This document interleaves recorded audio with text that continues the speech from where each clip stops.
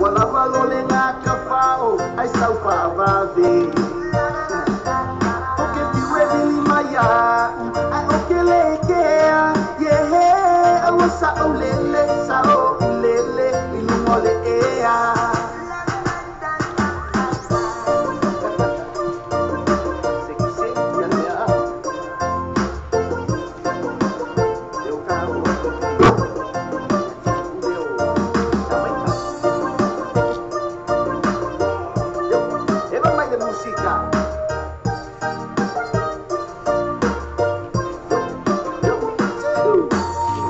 Abela ukavale maile pia mawalo leo leo maua molia lese laisenge akama ayokelekea yehe awasa olele sao ulele ilungole ea abela ukavale maile pia leo maua molia lese laisenge akama ayokelekea yehe awasa ulele sao ulele ilungole ea lenga mo inakama yo mai musika kama batu ya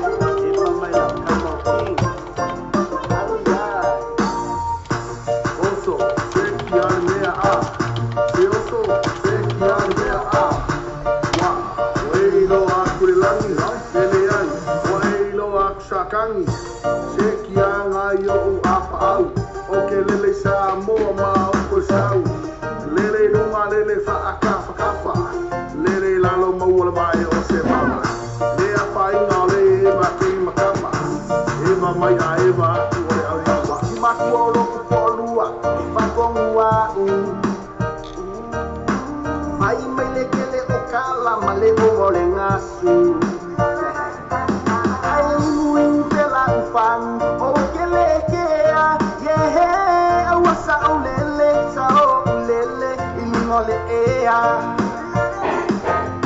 wale wala o overstaya ipokomo New Zealand soline ekusane o pasavali kausanga elima le malo o New Zealand okelekea yehe awasa ulele sao ole ea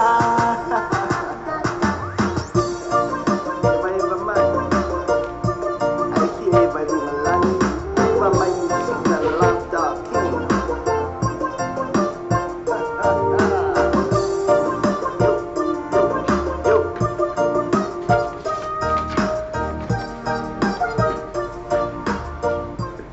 e momoa ona o whaatalo whaatu sa moa I LENEI taiao, le taiao manuia ua mawhai ona au mai alo tātou tama o I le langi e whaapea ona tātou toi wheilo ai I lunga o peau ngarungaro le ea I le tātou whaasalaunga tu isa o atu I nei I le tātou leitio tala ave I e whaapea fo I le tātou TV tala lasi.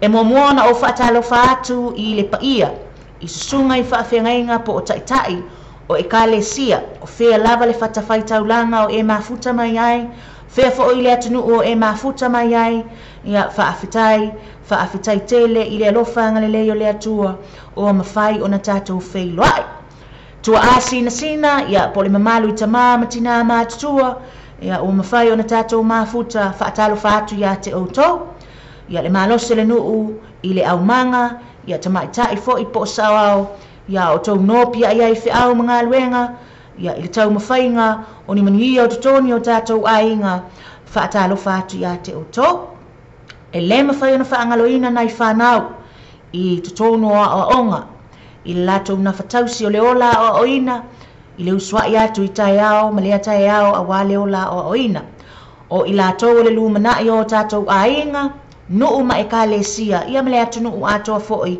whaatalo whaatu ia te oto. Ma le loa loa le tātou au mafuta I LENEI ASO whaatalo whaatu ia te oto.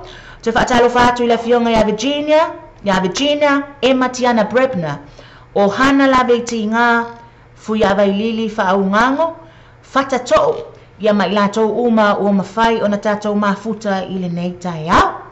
Ia whatalo whatu ia te oto i le tatou porkalama masani fo'i ia mo tai au taitasi ia e watu ai fo'i ni se o porkalama tāua ia e moli atu fo'i ia te oia o e whaafonga mai lo lawa po lo maota po o whea lava o e mafuta mai ai. Whatalo whatu i le fionga ia muelu o kesene ia whatalo whatu ia te oto uma o mafuta mai Christchurch Nina Kose ia male loa le au mafuta ia tatou whai mea whaasolo le anga o le alu le tatou taimi ia mai ai fo inisi o mta uputa ua e mawhai o le tatou fia tala noa iai ia o le tai au lava lenei o le aso se fulu lenei ia masina lona fitu lua fes fulmanemalu o la autou au auna lenei o ai fua le asisua whaatalo whati ia te oe ma le tatou au nanga i lenei taimi se ia pa ia fo i le tūlai lua i tūla muamua ia o le tatou wheloa iai ia a o le isi vaenga o le tatou porkalama o le whaatasi me ele fionga ia hana sila vaa tatou wheloa i mo nisi o porkalama tāua e aoina o tatou tala noa iai. Christians vai moso wha manatu ia te oe ia a whai o le nawa e amata ia pēna whai sau tatalo a ia.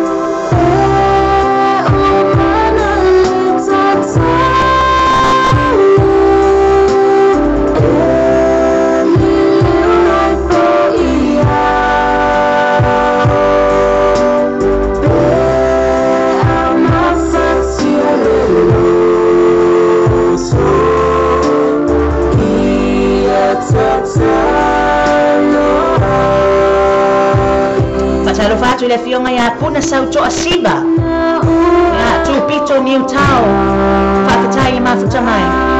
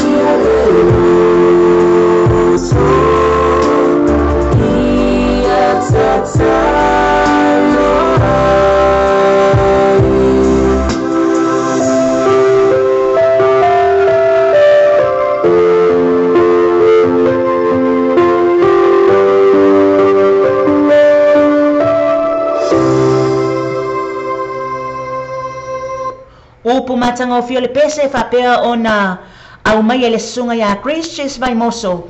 Ia pe na whai sau tatalo le nei tai au. Whai ele i whai sau tatalo. Ia o le tai ole na o le tatalo lo whapea o na longo puia li i mai le afionga ia Christians vai moso. Ia. Ba ai le tangata le nasa whapea o na lua femisai. Ia. Ia pe sa iai fo ise mea sa wha le tonu ai o lua. Ia wafo i whai mai le upo le tusi. O le a fo i le au ngā tatou te o atu al tamaloa. Ia. Ia na au e sili fia tamaloa lo te whai atu ai. Ia fo le au ngā tatou te o atu ai lumar toe ina. Ia ala le tilo mai ia po le sila mai matau si o huso e te le i wha le iai. Ia o nei baenga na le fautu atu ai a tatou malava. Ia i le whapea o ia lau puata mawhai ngā. Ia o upo lo whapea na moli mai e upo le pese. Ia o ano na, ia po le ano fale fo le na o i tutono le na pese e tā ua. Whai ele i whai se te talo. Ia awane i ngalo ia te oi. Ia e avea e li ua ai po e avea maau. Ia nā ua e si la fia le winga o le nā vaenga. Whai o na e sa whaapea o na le anga o lua masei tasi o uso. Ia o le pōle mena na.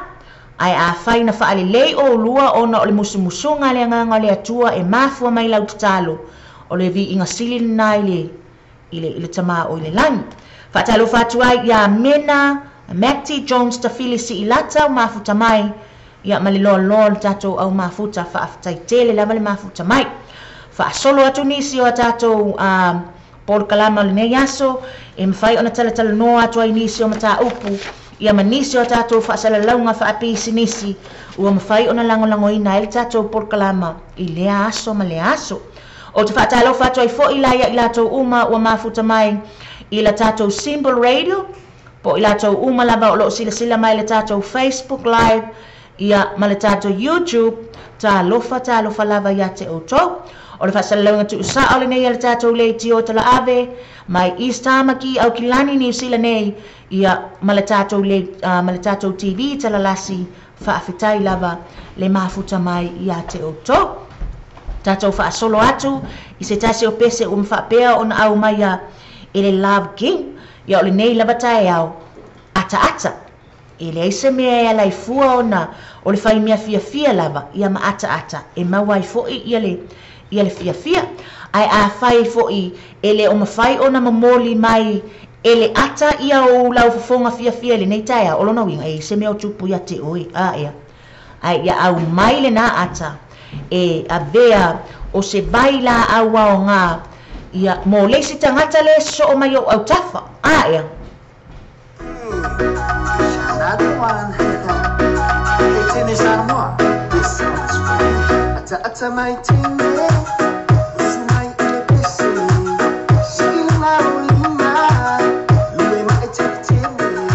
Patalo fatu ya your green masini. Se kope lau. TC Crawley. Na oko ngaluenga mea bau.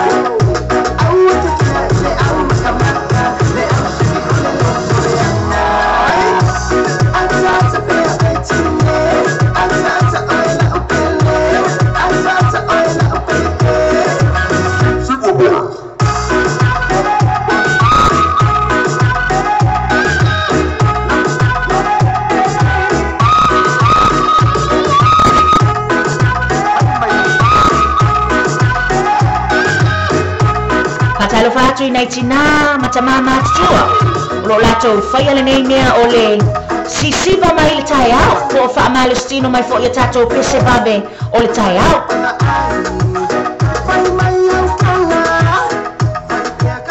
fatalo fatu ya se meli nga fa sabusa tua umu ma futa mai na le tato Sky TV in Mount Wellington.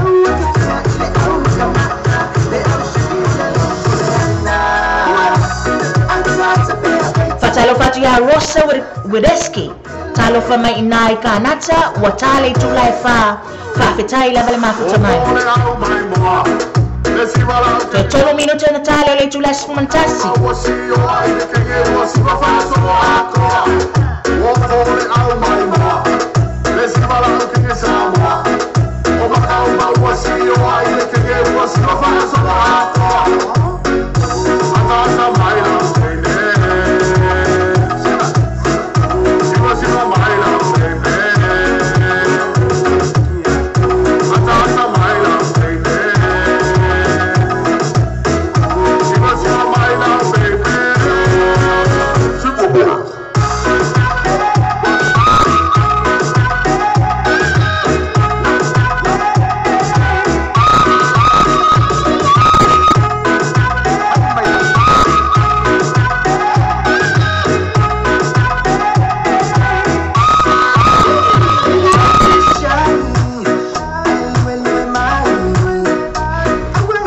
So pesele antu ina le tato tala le tau. Ya ko ina e no fosi la fia. Ma to lo ala nei ni usila. Ya pe ave fa fortanga mi pe le ai a ya.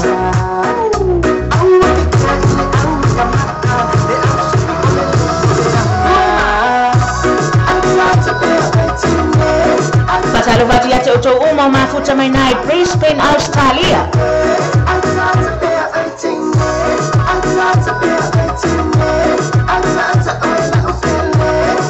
Pasalo fatia e no sale li fano. Vai ula so pa ia fale ali I fa afetai lava le mafuta mai. Ya, fa solo atulai I a ya. O le tala ni o le tau mo I matou nei ni usila. O lo fa apea o na faisi na malulu.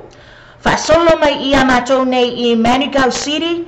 Matou nei la vea tu I Stamaki Manrewa o Tara vaenga na ia o va matou la nai la vea I nai le sfulmatasi tikeri le malulu o le ea fai tele sina malulu o ma ini mai a ea o loa ha e tutusa Manukau City ma I Hastings, New Plymouth, Napier sfulmatasi tikeri fa solo mai I ia Blenheim e tutusai ma Dunedin ia ma Nelson e tai fitu tikeri le malulu lono winga o malulu o Christchurch e ono tikeri wa me ia tu ilalo I le tasi le tikeri e tutusai Christchurch ia ma ina Christchurch le nai ono lono winga e na o ia lo na ia malulu a ia kalo fai fa solo mai I in mekako e tutusa in mekako ma I loa ha e ta I valu tikeri le malulu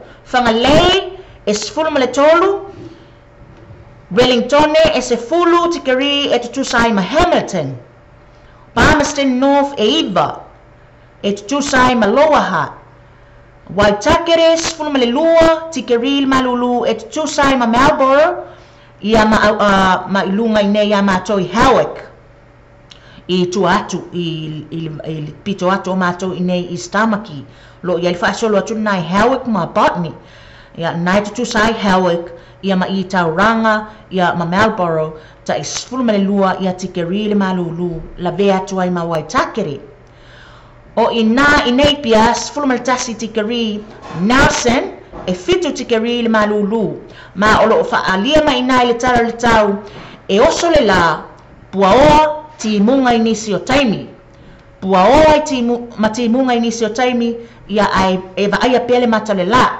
o I matou ina Brisbane o lo fa pe mai e la tele le aso e sfulu male lua tikeri e tutusai ma le tau inei au kilani le malulu o le ea me le pone Australia puaoa va ai le mata le la ai fitu tikeri le malulu lona winga malulu tele ina me le pone ia pe afa tu satu ia matou inei Brisbane ia ma au kilani ia nala o fa fonga mai o le aso la ia ele mostanga mea a fa le nai ave fa fortanga mea e mo mia lo to ta mo I fa fo ma to South tonu ta mo I fa fo to South tonu e ta o mai lai ia ele ai sea next tanga mea ave fa fo fai tele sina e tinga ina oi e le leila le tinga ina male mo e fo le fa fo South John ai le anga sa fo le male upu fo le fa le ala fa long ngo tuba ngale la ngana le o tafa yana le lo le aya al mia sa aya u ka sa ai ol fatamia e mawa mai el tom sa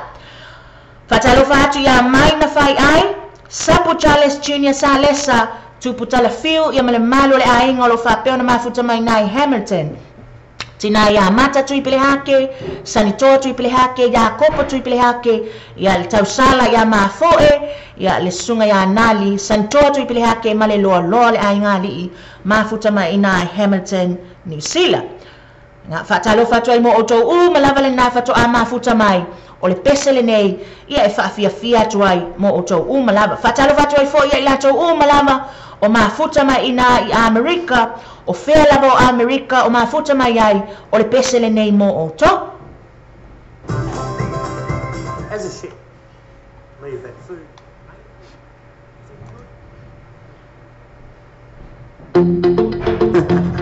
Hey yo, big wave. Tell them I come. Small time alongside JW. My bestie and your bestie sit down by the fire. Your bestie says you want parties, so can we make this place go higher? Talking about hey now, hey now, hey now, hey now. I go on it. Chucking more fina, on it. Chucking more. fatalo fatu ya seta tesa shiris tasimua talo falava ya luwe mai tato Nice cool breeze and big palm trees. I tell you life don't get no better. fatalo fa mai sa pali masame mafuta mai nai California Fapia mai invest from Leonor Tigeri le bevela le eolo ia ina California oka se bevela ma lo lava le fatwa to Hips rewinding, the tail rewinding, put it to the island way. Hey yo baby mama, put on your dancing shoes. One drop it blow now, take it to the max now. Jam in the small jam way, jam in the small jam way. My bestie and your bestie. Lato uma mafuta mai Amerika o le pesele nei mo oto So can we make this place go higher? Talking about hey now, hey now, hey now, hey now. I go on it. fatalo fatu ya fola au Filippo tabita tauti Salaman girl straight up, right roots in mama. Make we party non-stop in a island banda. Swing those hips and back it up to me ragga. At times for party ladies do the doggy doggy. And coming out and reggae with the blue, green and yellow. We tapping and make it slow wine for me baby. Speakers pumping, people jumping. We jumping the island way. Shout out to the good time crew all across the islands. Grab your shoes, let me 2x2, and I'm shining bright like diamonds. Talking about hey now, hey now, hey now, hey now. I go on it. Talking about me, Yes, one time up and down now. Take it to the max now. Jump in the small jump way. Wind it. wind up, go down, wind up, go down. Just your body back, right. We go left, we go right. Turn it around the back, wind up, go down, wind up, go down. awana ingalo ya te oi se taimi o iluma mafuta mai le faletua ya hana si le baa tato fa soa I fo I le mafuanga o le mali li wai o nisi o alo Samoa ona o le tui fo ila le tui tausanga aya le fa le vela sa tupu mai I Samoa I sa fotu e mautinoa fo I le amo mai masipata tanuanga mai le tamai ta ia mai na bai se tasi o sui me le soi fo maloloina e mawhai o na tatou talatala noa I le baenga ya le na o le soi fua me le olo I tatou e le iloa I tau mate ya o na I baenga whape na e mawhai o na talatala noa mai ai ya mai me olo o tutupu mai Samoa e whape na lava le manatu aia wai moe manua I le fati ya e sau mala e ati ai ya o lo tatou ola fo I ma le soi fua ya ele Fa'apea e talanoa ina mani mala fa'afuasei ia po ni mala fo I le mai loa I tatou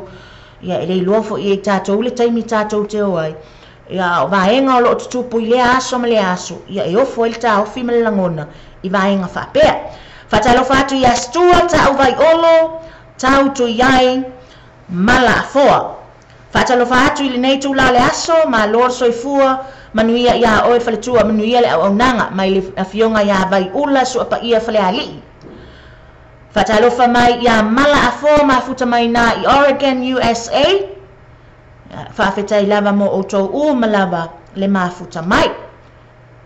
O TC Crowley, o ia we mai ia ata mai loa o e TJ ua kali lava a kasoli, ka fiolai. O nisi o maenga tātou te tala tana noa mao tātou tilo iai a ea.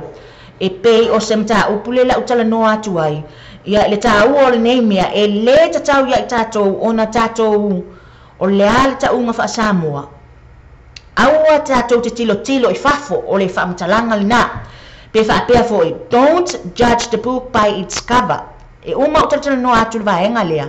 E abatu ai se tala maa lie lama le mena tupu ia te au le mena o wanu iai. A ea. Tala maa lie le mena tupu. E tala noa ai foi. I le tā ua te leo neimia, ba ai te tonu. Ai awale sila i fafo. A ea. Wa le miala nā leo tupu ia tātou. E tau te whaita wina lava le tangata i le fōlinga ba ai mai fafo.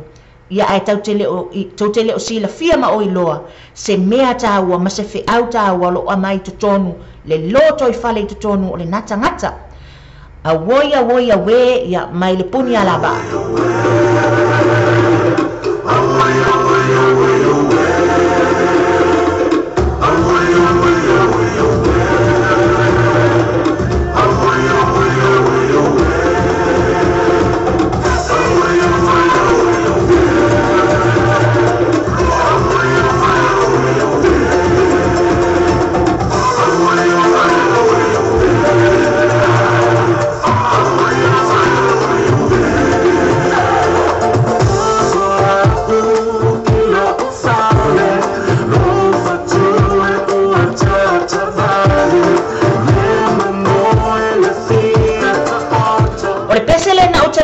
Ai fo i se taimi e le o mamau atu o se aso le vai aso lea na utala noa ai i le wingo le pese lea o lo au mai e tutonu nisi o whamatalanga e pia le awoi e na ofsili atu lea te utou o ani taimi po oni baenga fo i le aso po oni i tu la fo i te whaalongo i na ele nei upu awoi ma na ia la tali a lesi baenga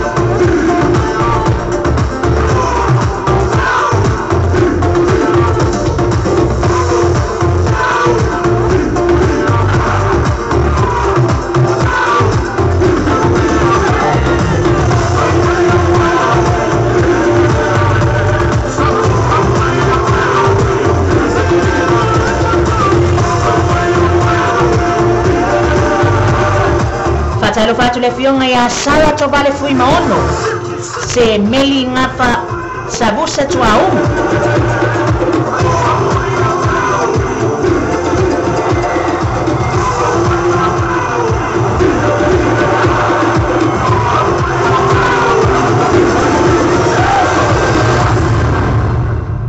se o watu ai fai tau mai ia comment se sivaenga lea o lo va pe mai se meli DJ fa mole mole se ikama ya le pese ata ilongo ipule fika le musika e fai akwa ia uvali nei tai au malulu ya se taimi o iluma se meli ngafa sabusa fa fetai le mafuta mai sa papali masame le fa mai pese ngai au ngai ngeli over le vivela ua umai ku ai nga move kalo fai sa o le leg ya ya o te lo le malulu a le vivela o Samoa le fa tu saina fo le vivela na wa ya ile nai tu ya e malo lava le whaatoatoa ya o mea lava e tutupu o le fsuia inga lava le nao le tau o tato ia i le nei vai taimi ya ai eila utala le tau fia whaamatala atu ia te utou o le vai aso na te anei sa o waluai se tasi o ofisa fo i le tutono le matou atunu ia peta ua fo i nei o le social welfare ya no walu la e le tangata na matou alua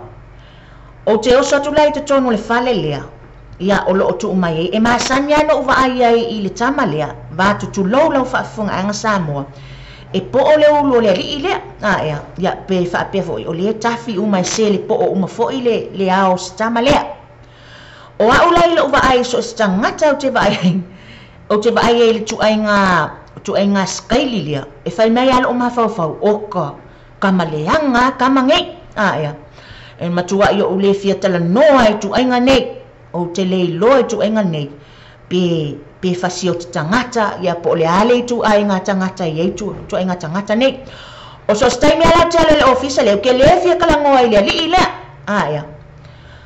ia ai o ma ua lava ma tangata le na mau Samoa mua ona bala au mai ai ile tangata le ia o wa ul taimilna wa o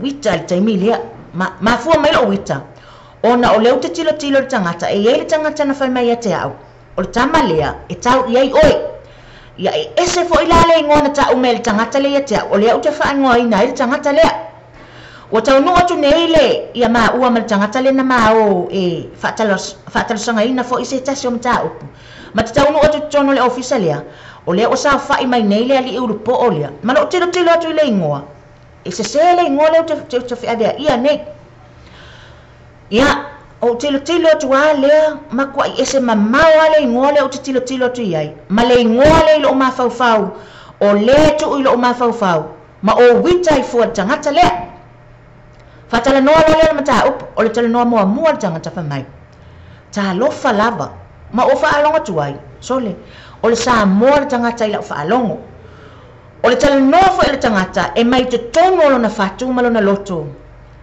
o se tangata le se tangata alofa e nate sila fia fo i baenga male mea lea ele tautala atu tangata le na aluatu ai o sila fia le tangata le mea o mo mia wala na ufa matalanga ila utala le fai atu wala le tala noanga ale mea watupu wale aisa utala e fai wa nofo nei matau malingia uloi mata ono le mai mau fuolo utaimina o wita le tangata lea mai le taimi te le na ova ai pe ai falling on tangata le tono le office le o le social welfare a te no tangata le e matua i mali ai le loto le winga la fa matalanga na tali mai fo le tangata le sulu fa ia tu le mea no mo mia e talia male nganga fa aftai o se upusa o ale fa yo na ufa te no ai na fa pea ma utu ina atu la fa fonga mai Samoa o te ilo le mea fo ile o tupu ia tatou le tele o taimi tatou te whamalanga ai o lau tilo ma lau sila i le tangata o ina te whaitio ina ai po ina fo i te whai ai le whai unga a o lea wa o maista mai tala lea o te fo i le whale le aso lea malmalia o lau loto o te fo i malo wanganga whaaftai le au auna malana fisoasoani na whai o se whaamanatu fo i lea Samoa mo tatou malava i lau whaafunga mai. Don't judge the book by its cover. Au ua tātou te whaia le whaaiunga I lau tilo atu I le pito I tua le tosi. Lau sila atu e whai ava. Lau sila atu e po o le ulu. Lau sila atu e le whaale tonu mailo na ofu. Lau sila atu e le aimise e vai. Lau sila atu o le ase vaenga o whaale tonu mai eo na fōlinga. E le ata. E le aini fufonga fo ie au mai ai te oe e te fiatala noa iai. O lau whautuanga, ma o lau tala noa atu ia I tātou malava o mawhai na mafuta mai. O se awa o ngata ua le nai te au te iloa lau whaafunga mai, o le awa o ngata ua fo ina mo tātou uma. Aua tātou te whaia se whaai unga I le taimi mawe I lau sila atu I le pito I whafo. Ia po le tua I ngā whaitau tusi fo I le ia tātou. E whai ale whaai unga le tusi whaitau, I le tutilo atu I whafo le kawa, a o tutonu, o lo o iaini whi au tā ua. O le upu wha Samoa, e le o le fale, a o le anu fale. A le lei tutonu le anu fale, po o le ale fale e tonu le fale, e matua le lei ato atoa mea uma. O tutonu fo o tātou a inga le nofu tapua I mai Samoa, o mātou nei o atu I nei, po o whea o e whaafonga mai ai. E tuwai mai le mea ai, a o lau fonga fia. E mo mia e mātou, ia po o le tilo fo ia ngai leisi tu. E mamao ale mo le mea o le fia ai, ai maa ona fua I le lau fonga fia. Ia pe maa ona foi, I le baba ai atu, o ata mai, ma fia mai. Ia o te iloa o se fi au tā ua fo ina mo tātou malava. Ia e lau whaafonga mai, ia e au ngā fo ina I mea whaapea I le whewa ai ma mea e tutupu, ma le tātou whimalanga ai. Ia awoni I o tātou whaia lea I tu. Ia o sa vali mai si toe ina e po olo na ulu. Ia po le nofo mai foi, o po olo na ulu po o lana ava fo I la lea. Ia. Ia o le ua tele atua ia I whaamatalanga. Pe iai fo I se upu le ngutu awa e anga sala I o mawhauwhaunga. I le tele o nei mau whaamatalanga mau e ita I fuara tangata. Ai le ai se mea na whaia tangata le ia te oi. Awa e nofo, ma whai le whai unga, o na o lau tilo atu I whafu.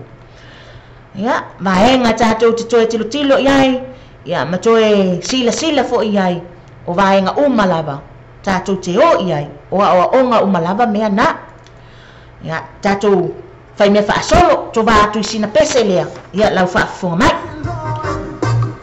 So here I am, shining down, keep my praise on. Victory in Christ, I keep on pressing on.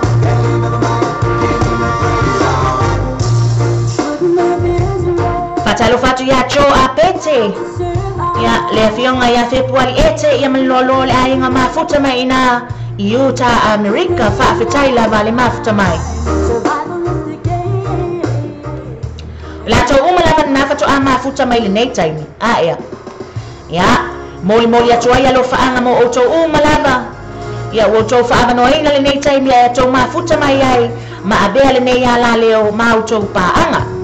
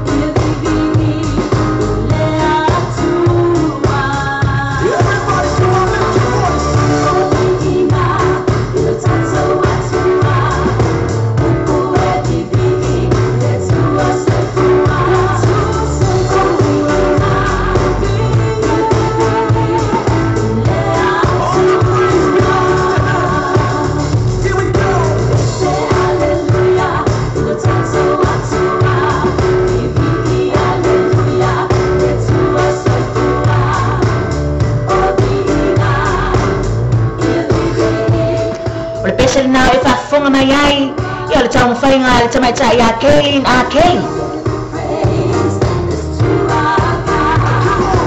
Everywhere I worship with one eye.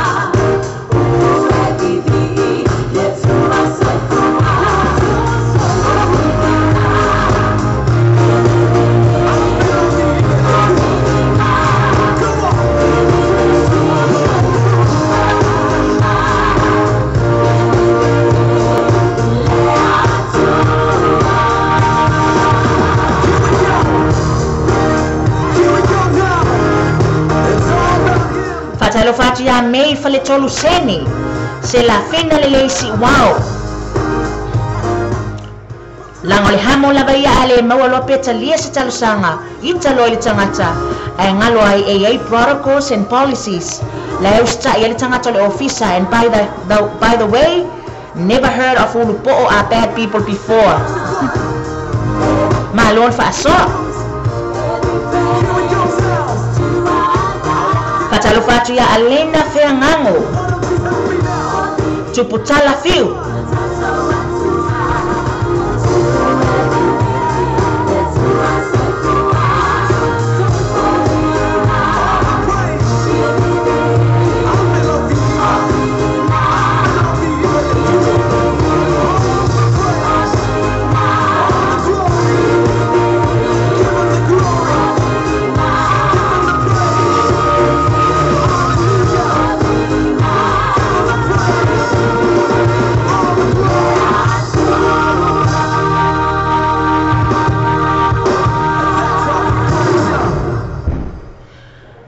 se fo ibai ngai te tau ona tilo iai ea ma toe sila fo iai o le nei mea o le ita ea e vave tele le mea le o le ita o te loa o le tele po o le tele o tangata e o lai tutonu o le nei atu nuu po o fea lava o e whaafunga mai ai o te loa le aisesi o tātou e le maua i lea vaenga po o le mai whaingoa ia o le mai e ta ua o le ita e tele vave le ita ia e mafu ai fai unga fo ila ia e le fia e stangata ia ai manatua e le oni langona e le oni langona fo ia e fia ai ia mam paule me la tupu ia la sinai male ulu ia tau ia fa pena ia maoso e fu le ita male toto mawalunga ia masuka ku ai ia ma fa le tonu atu ai ia mate ia walu atu ai le tai ia le le soifuanga o lai Fatalo fatu ya Alapati Nico Scanlon. Good morning sis from Alapati and Dana. Ya fatalo fatu ile fionga ya Alapati ya Madena ua mafuta mai ile na yaso. Ole aluatu ia la u ile peselia. Leanga o teilo o la fa atali mai le vaenga fo ile masanye ya mato ile I pese fo ia fa mai la to o pese moli manao. Ya ale pese la le la tai na tu mana tua I fo ia nai tinama nai tama o ila to o sa fai le faiva fo ilea ole o te mana tua ina se fa matala tu la tala lea o te mana tua ina se tasi o te mai tai pule sa manga lue fa tasi o te mai tai la lea e suma ile I nei upolu e suma I polu te mai tai lea ai pule la te mai tai le nga luenga le sa o yai ia wa feola I fo nei la se na fana o lo soifua pele tina o le mea la watupu wo ane nei te mai ti ambane le tu faitau ile lo matua ni ona tango lo le o lo matua o faitau te mai ti ta mo e mai lo le o te mai ti Tama mo itameti mfai latina. Mam, ese ale fai tau nga tina olea. Ole pese lea. Ole tusi lea. Fai mai lo amale lato tina. Ese ya fai mai. Ese ala na ia fa palangi. Ese ala na nanu. Ia fai mai le tina. Ia ole nanu lava le na. Sa fai ya yo to matua. Ia le na o poto mata mai ai. O te whatalo whatuai I ta mama tina whaafetai lau tō ngā luenga sa whaia pēa I le aso ma le aso I taimi watuana I atu Ia ma le nei taimi o lo o whaia pēa Ia o te loa lava O lo o tō valea Ua popoto ai Ia alo ma whanau o whea lava o whaafonga mai ai O whea o enga lue ai Ia e whaapea ne whaafetai I lo tina Whaafetai I lo tamaa I le ngaluenga sa whaia mo oi o le pese le nei mai a tō whailua o lo uvalea ua e poto ai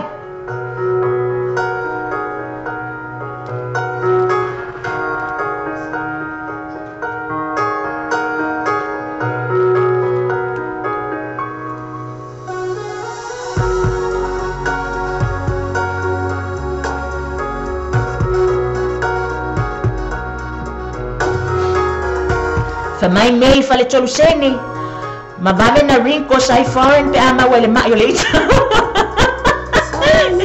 Malongi, paftay maftamay.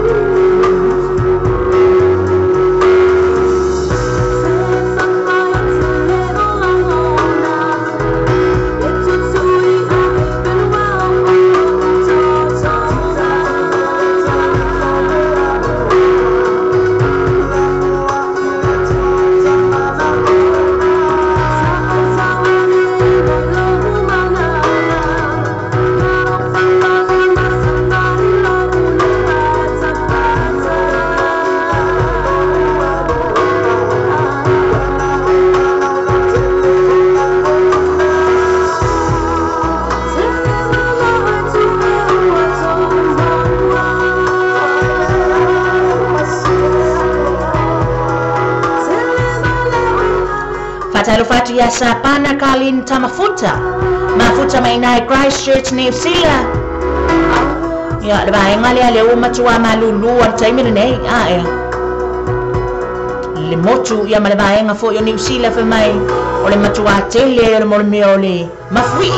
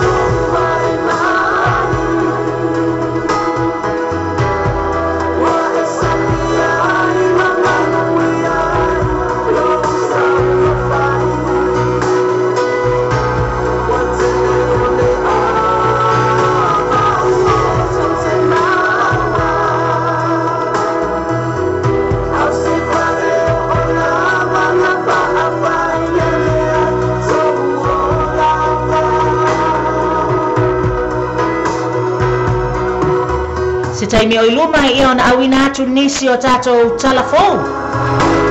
Ia whapea ona whonga ina fo i ele sunga ia se iuli.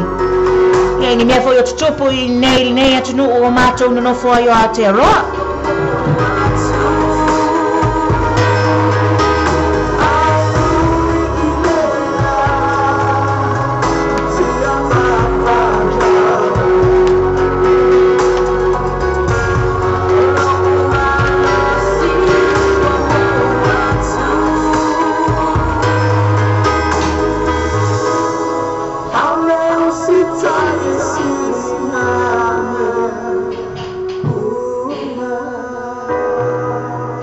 saunoanga sunga ya sapana fa me ole nai mana ia le sulo le la inai Christchurch ya ole tu ai nga taula la ia e la ai malulu ole tu ai nga malulu la mo mia mai ma to na fa kasi mai nai California na fa mai wai vas fu male ono tikeri le vela le na wa ia lo no wingo wa makwa esele ko nga vela fa suia inga le tau wa ia nei tato ya ai ono sa ia ya o mea lava na tato fili fo ia tato te fai malanga tu iai ma o tato no fo ai ye pe fo ele mea o mato fai fo ile nei tu no o nisi fo taimi o fe e ya fe e le malulu ai sau fo ile vela o fe e o le mea sa o la ia o le do mea fai ya ya tato ono sa pe Toi fatalo fatu I lau funga mai po lau sila mai pe a faio e mafuta mai le tato YouTube, la tato Facebook live, ia e mai sei foi lau sila ne foi I na po lau funga ne I le tato Simple Radio. Manatua pe a faia telefia mo o mia lau sila mai le Facebook o ti ngau funga tangata le tau talat. E mafai ona e tu wina pe install le Simple Radio. O le app le na Simple Radio install tono lau telefoni ia ona suelea o le tiota la ave sa mo le tiota la ave e te mawai ina ia le tatou faasalaunga lea tu sala pe te alu I fea pe te fai malanga e fai lau faatau po fea lava e te alu iai e te faafafonga mai pea I le Simple Radio I le tatou le tiota la ave ia ma le TV tala lasi Faftai afe puali ete mafuta mai fa mai seki ale por kalama alofa atu ia fa alofa atu foi ia te oe male ainga fe puali fa aftai lava le avea la tato le tiota la ave ia mau pa anga totino e fa afia ina oe I le nei ASO FOU o le masina lona fitu luafes fulu male balu langi le tau I stamaki nei ia le aise mea inga se ia ona o le malulu o lo whapea ona ati mai lono winga ua faisi malulu tele ia o le pesele nei ia e whapea ona awa lo fatuai mo o tau umalava fatu a mafuta mai a mai ala tatou peselea ia ona tu ina atu lea o tatou telefou mai nei ini usila nei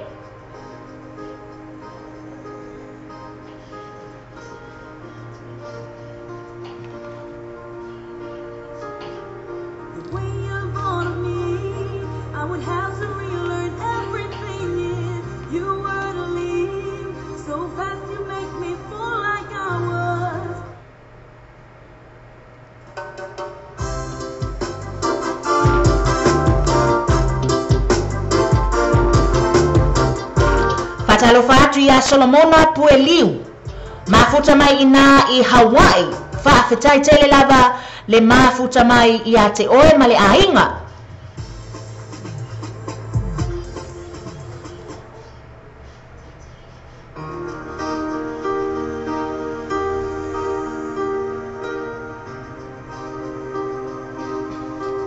ole fatalo fatu fo I le sunga ya semeli ia se melio lo whapea ona whaafonga mai I nai le Sky TV ia le ai whatatali atu tatou ticket se meli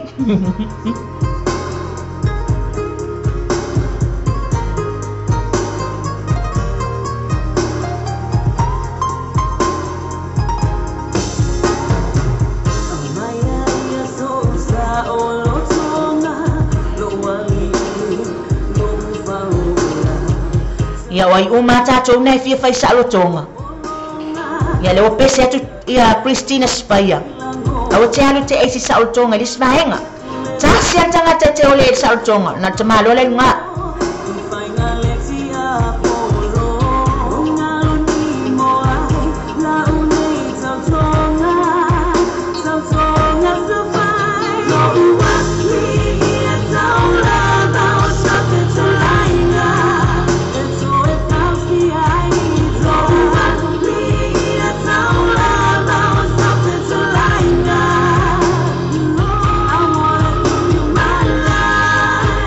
My life.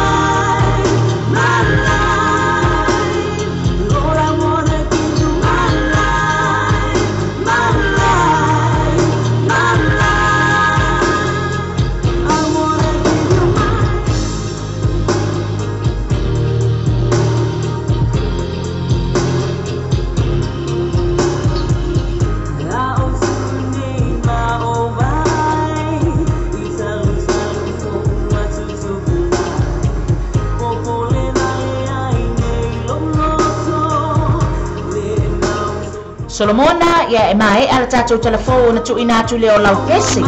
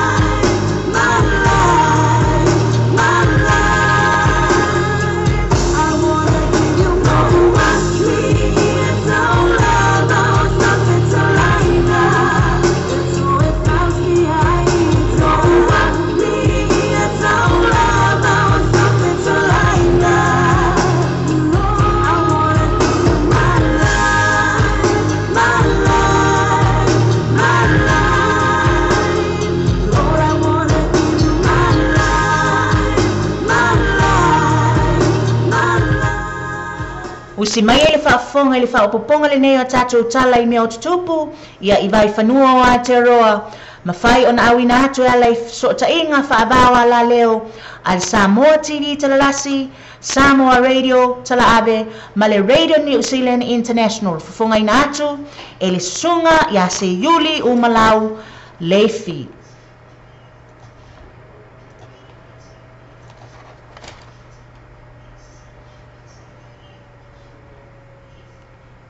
From Aotearoa, New Zealand for today, this is news in Samoan. The headlines tell Flava urges the need for sugary drinks tax.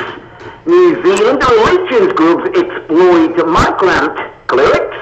And in sport, Warriors confirm Listener Mal signing. For Radio New Zealand Pacific, this is the details in Samoan. But tell Fatima Neaso, Station of Popola, or Talamai Aotearoa, New Zealand. O mara o for fatto faccio malo se fu malo e io se tu vuoi torni fa la ponga di un baino e succa ma la batteria è si sono fa fitta una zona puta uguale in poco che mi feel like my key we la tomato e tu si una essa una tua ministra se fu malo in the clock e o mai che mi ne ogni capa la bito sine qui la mano rossi mo si fu mi affaia ma il tono ama se fu malo in un tostier che ha tutto la te e so tanto fa fitta o le sono punto mal palo ni fo o le che fono for fatto fa più malo se fu malo in al Capital and Coast Mahat Valley Wellington Andrew Blair salo in le Mr. Clark e se tu si aria Mr. Blair ya Mr. Clark mo si te mo le tala ana o te mati ni si la fa ma fai ona popo o che mi se lai nei no la tu ma tu te lai o le mau e che no ma fa ma so o puta tu si ai Mr. Blair o te mauri ma le passa sita e non vuoi non fa la martiva o palassi e ma fa fita o so o puta o ma può le sa ma o tu pe fa o se fu ma ma si che o tu pe fa o toni sai tu si tu sa o ai le mi sta e fa lo te le nei in la che ma lo sei ai ai patio e vai no e succa e a fiai mai tu tiro e whaamalo sia leo tupe re tongi whaala fonga ilunga o nei vainu.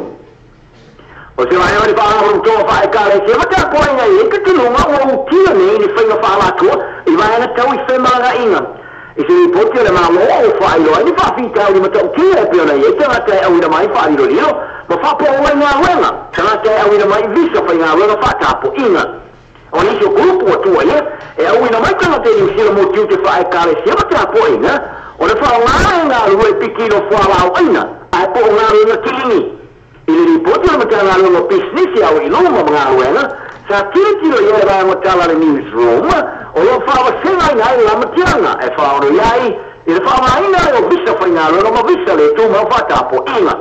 Tusi ai a Februari gaganei o whawa talanga mai mata ngā runga o whemara inga ni sila matau tua mo asi singa mata ngā runga o reipa o whawa ngā ilo I le nai soritu la whano I so tanga tau I whemaranga inga mga runga I whawa tonga e kare sia matapo inga. E una mo nei ripoti o whaama wino ni whai loilo mo whawhika o iano no ai e au fia ai ma le lere manino mana ongo visa walato ai o te patawa iai o ni tūranga I whaama o vea masao e whaaporo ino te lata o ni whai tionga ta whātonga I pākere si tō tōra winga I se whātapo ino mo te kare sia Northland I ki kausana te wai sa au ili nai se puai mo whaaporonga e whoringa mai sa whātino ina. Sa rongoina ne pa tele na usia sel matanga ro mai pa sa po mi sia tu le caresera la tu tongi e ta io se lo tau ai mai aso ai no tau no mai ni sile sa rongoina e tongi pico malo ai boto a mo tongi mai ai la tu ono masina o fari el sui pare mia ma basta mare o in snibes e na te fatta mai nei se to ro per vedessi ai e foi ni la tu la tutta la ni sila e pionaria e nesa fasaino no ufare Australia.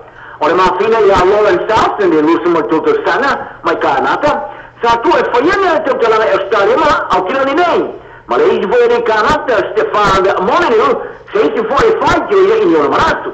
O le to uno vuoi lo tele io la non fare per vese iai, fassa la capo ina. I tu hai no tanata no to now. Le au fai partiki, ma fermare la ina e au fiemissimo ma ta opu. O ne fai unga Mr. Peters o fai e na uma e fa sai por fa tono e tala na e kilani ia no fanga o na fai ai ni kanga le to ua ma tao ai o yo ma ro ina ma sa wa e mo plai o le pore no o tala na o kilani ro mai ava fio causa ia wina se ada I manino le to ua e le te ina na fai ni ala tala na no fanga por fa tono e tala na ai le fai ro Mr. Peters ma le stale mai ai to ua fia al capinetta na rafi o le to sai fai ai ana fa pego sirinye ne la to de fatta mai na to o fare ni sila e fa vai lungo sa o tongo te talana ma ia fare ai o se tassi sa o tongo per silo la ta uolo ia ni sila ma era ta wana ta to fai te po ai ta fia I se ma fo ana e ta longo le tama mo ma lo silo nei lu marca la politica se in giù che lo wala reason ama o to che io ma ne la politica lo vuole se ni sila nei ta so fo o le te ole le sforo tu sao sai ne che fai mo le vuoi more tutto sana o a mausa ma te ino lantale ni licchi mai le vuoi che la ni dei e però fa solo mai auto le vuole capo ma ta lo ai ta lo le lura mo vuoi già per sama le now ai le ia ai che consoni ma o to le dragons e le lua se ma le lua e o mai o le tenere wa de forma che ma sanno le to samo e però ta lo ai mo le ta lo fattoria fare il fai le vuoi Stephen Curry o a mau stato fa popolo le tiri lato au e le nato saga o fai a mo anche la mo hapa wine pirek o fatto to in su tu la fai a mo silo one Catlin o te fai a mo fa o capifa va malo Wales e ora lì bottiere lo mingali daily telegraph o Catlin sa abbiamo fai a marca la ko te mo de ma situ o le aste esse per mai al camo sanna ripolani apparente sana sao o se isso subito va fatto un uomo le finger fai a Wales o fai a un uomo Chiefs di Waikato le va bene fai a un Kamapu Glasgow Warriors Dave Rennie o fa vedere non ma lima o Blacksman against Jody back e ma tu hai ma se tena in Roma ma ris poi russo lo Black il Blues via Goiane o le to lo sa ta alfa sa ta wessi ta lo super capire por sonai le ha fatto io ho Belgium against il Avione le Blues fa ma lui non si fa e vuole ancora O i ane sa maone na skoa ile whai ina e au pia misa na skoa, sa ia whai ane sa ngona ia Barrett ina o mai au na ia Colosseum. O te vai ina e masaniai, o na vai ina vau ia sui tō ruole All Blacks e peitai. Sa whai ia Barrett, sa ala tala noa ai ina o mai ane tā lola ma whai ia i ane ina tira o mana tua o lana tala sa whai ati a teira, mai o fwoi a teira ina tira o mana tulina. Ai sa tau foi iwe ai, o Barrett, sa tau foi e pueria, e tau whina i skoa, ai se tasio la sanga e reise a whaina e fisi, mana moni, e le aimi se la te ese se inga, i lo la va, tala nao ne yaso, ma ia tapo inga le tenuse i riumaro le nei, so i fuia, that's news in Samoan, from Aotearoa, New Zealand, I'm Te Riumaro, for Radio New Zealand Pacific. Na sa auto whaafonga le whaapoponga la tamaio a tātou tala I mea o tutupu I vai whanua o Aotearoa. Ma whai o na awi nātu, e ala I so ta inga whaamao ala leo, ale Samoa TV talalasi, ia ma le Samoa Radio tala ave, ma le Radio New Zealand International. Fonga I nātu e le sunga I a se yuli umalau leifi. Ina ua toe valo minute o na tā leo le tu lai se fulu manilua. Ya, whaatalo whaatu ia te o tau malava le nā whatoa mafuta mai, I lau sila mai fo I le tātou Facebook Live, o le whaafonga mai le tātou Simple Radio, ia po o le sila ne fo I le tātou YouTube, whaatalo whaatu ia te o tau malava. Ia ba e ngale nā o lo o tutupu I nei lo tātou watunu, I nei fo I le mea o lo o mātou nunofo ai, I nei ni usila nei, o le vai inga o le tā ofili nai a mata mai eira, a ea.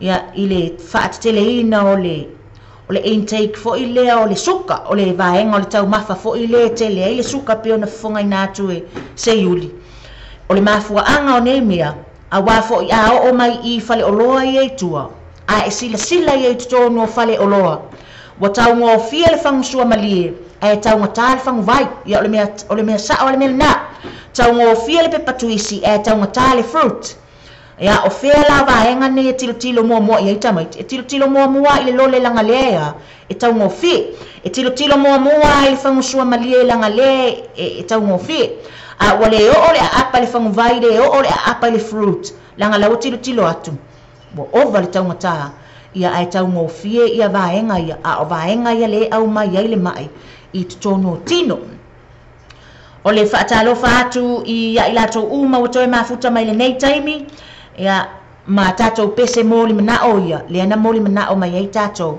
O le pese le mo lau fionga se meli, ia e whai mai ai o vai inga le sunga ia tai longo I pule lomi I le musika.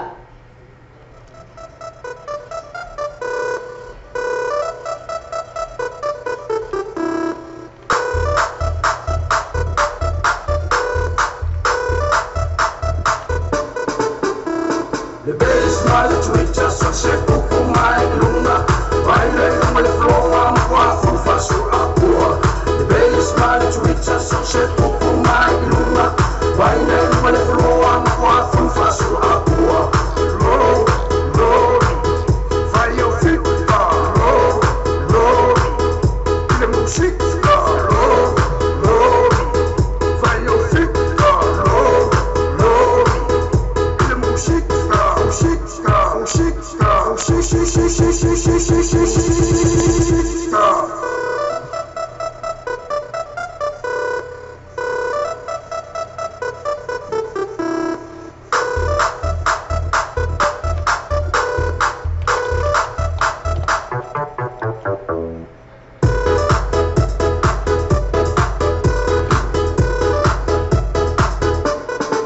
We get the bass pumping, people jumping all over the world. Got the speakers bumping, flipping, jumping for the women speakers. Got that freak show, welcome to the service. Let the leaders lead, features preach. Tale July Fulmalua, me ona tu inato fo ileo nisi o tatou whaasala launga wha apis nisi. This for a purpose, just to keep that fire burning.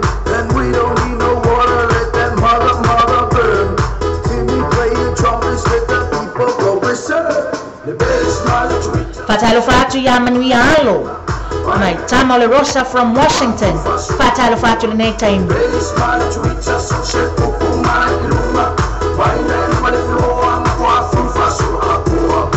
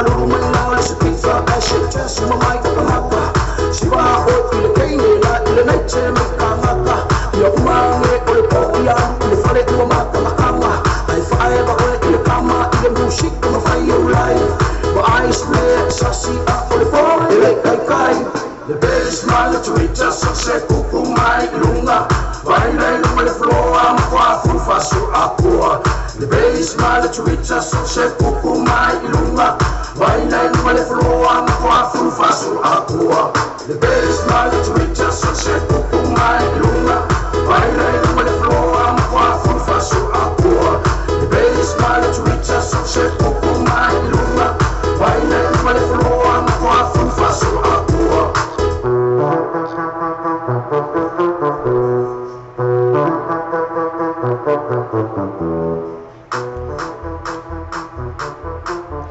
Babai atu foi le nei taimi ia le pese na mori mana o mai ai ia le sunga ia Solomona pueliu fa pe mai e se ia batu lava le vi o lauli ia o le vi le nei o lauli ia e mafai ona e sa ane ai ia sau no ia Tiha se male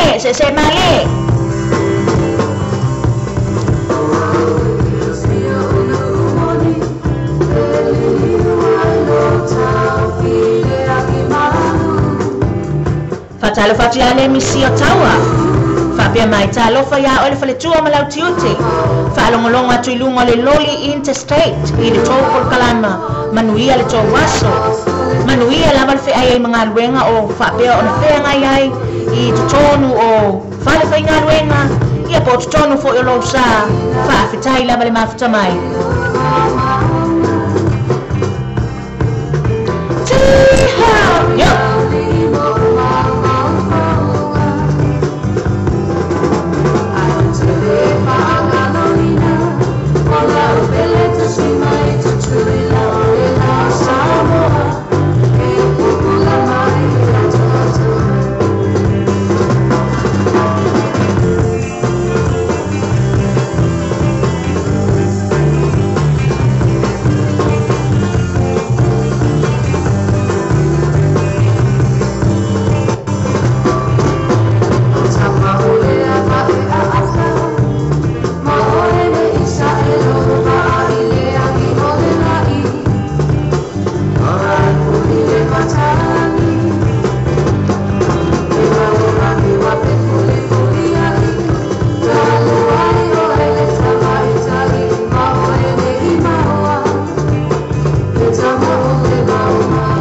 Tato pese ona au inatu leo tato fasalonga fa bisnisi.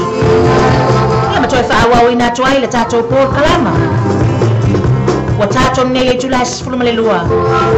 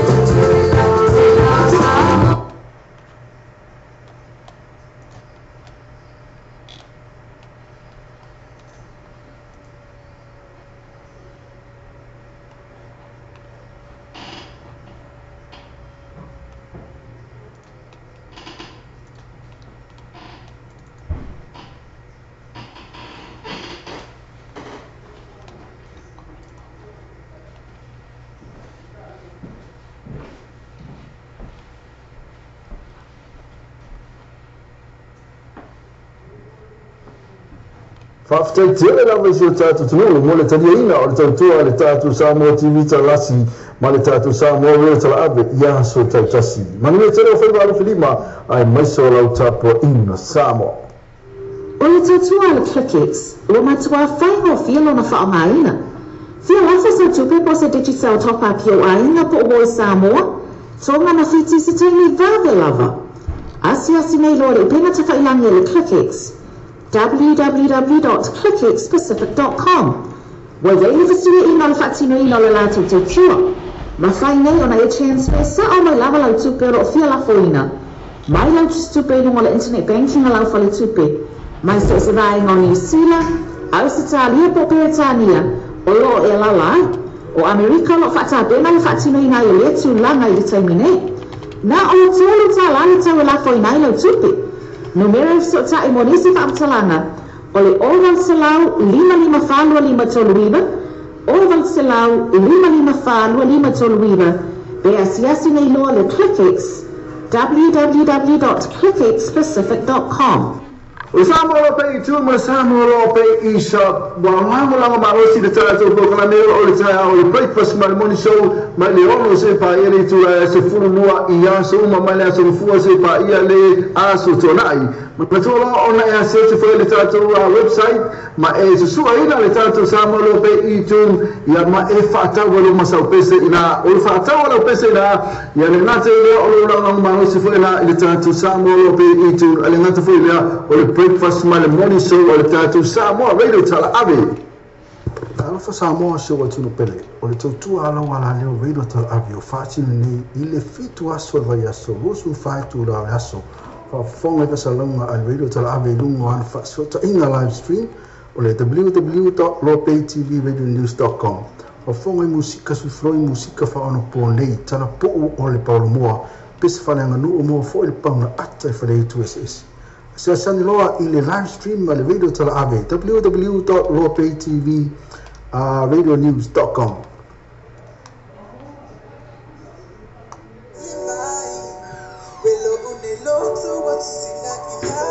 Na paula musika mata mo fia fa fonga pe musika le tātou Samoa TV talasi ma le tātou Samoa radio tala ave na paula o le tātou wala leo e te mau mai musika e pe o ne e fia iai pe ne tātou musika na.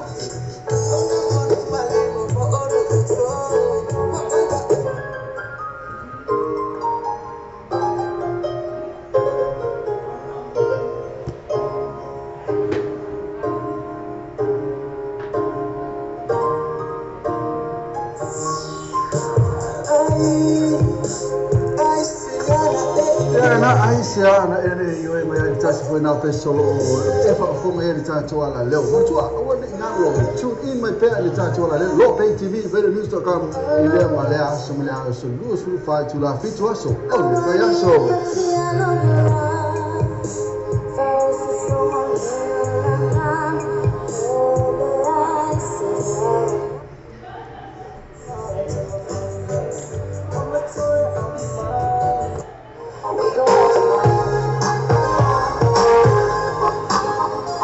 I want to all the tātou motorgate cars. It is a full station road, if road. So tātou whata vale na pia whainatima for whau o whatau su sa nito sanga.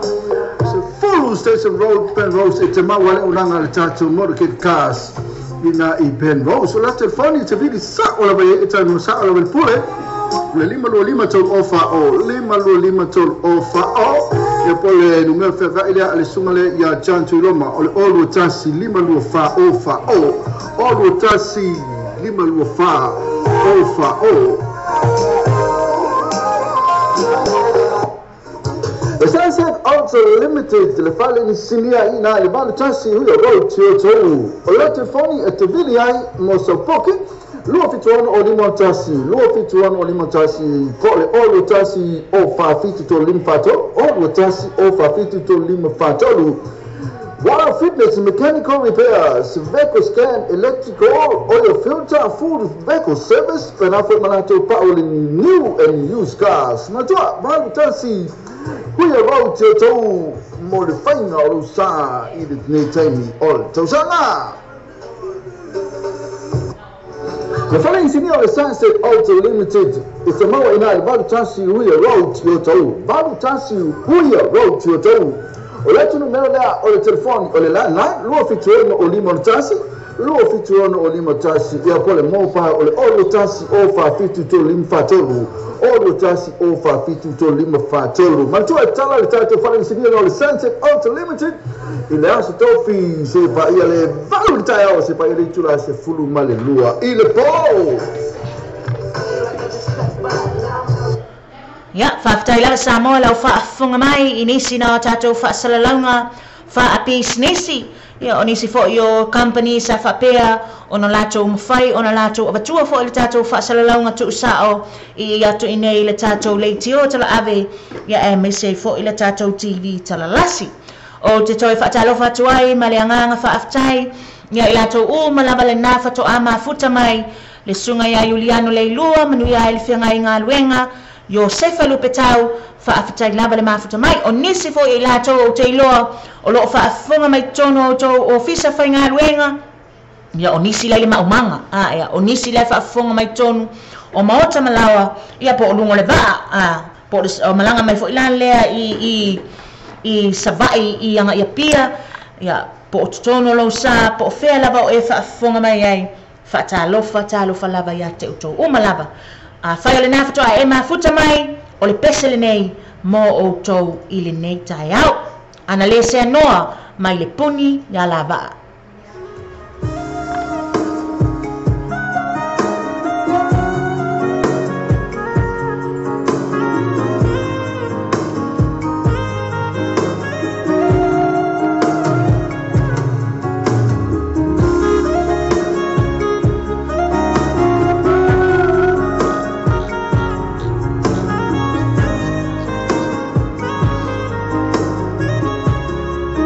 Toi whatalo whatua ia te oto malama le nā whatoa mafuta mai. Ai mai se lau sila ne fo i le tātou YouTube. Ia ma le tātou Facebook Live. Po le single radio, talofa lava. I'm too crazy, but every other girl you meet is too tasty. I'm sure them other girls are nice enough, but you need someone to spice it up. So who you gonna call? Le sunga ia DJ Dave. Me toi remixi na le tātou peselea. Ana lese no. The limit, the red light, stop. I don't play when it comes to my heart, let's get it though. I don't really want a white horse and a carriage. I'm thinking more white horse and a carriage. I need you right here, cause every time you fall, I play with this kitty like you drip to the top. DJ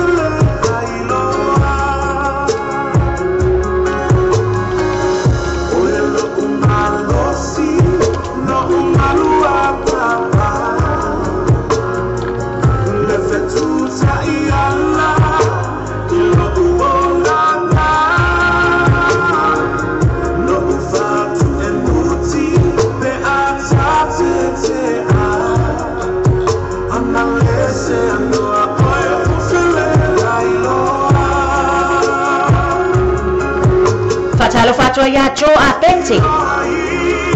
Sei moana siaki. Puna sauto asiba. Februari ete. Ya malilo lor tato au mafuta.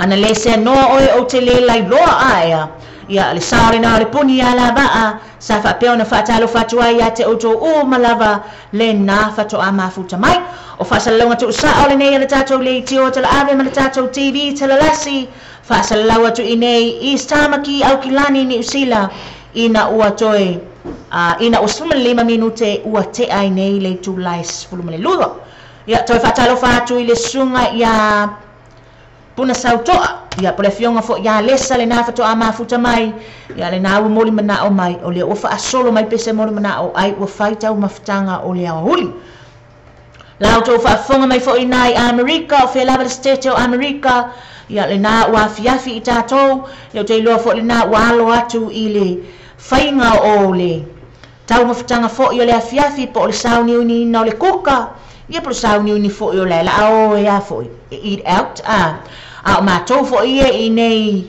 I Australia mai nei ni usila o matou le o fasauni atu mo ainga o le auli ia o le pesele nei e a wolofa tu ai le tamaitai o lesa mo o tou malava o ana wo mai mai lunga o le nei ala leo fasalau ia e mese fo le pesele nei mo o e puna sautoa Richard Parker ua mativa lo walofa tafio lai le nei alofa o le alofa lava le nei na tala noa mai ai mai aso lava lawa leva se ia o mai fo I le nei taimi a woita fio lai a ea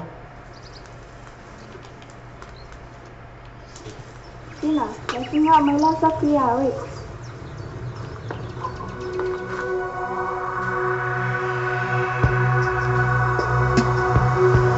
Fatalo fatu ya iba tau ai ya malo fo ile ngalu ele nei aso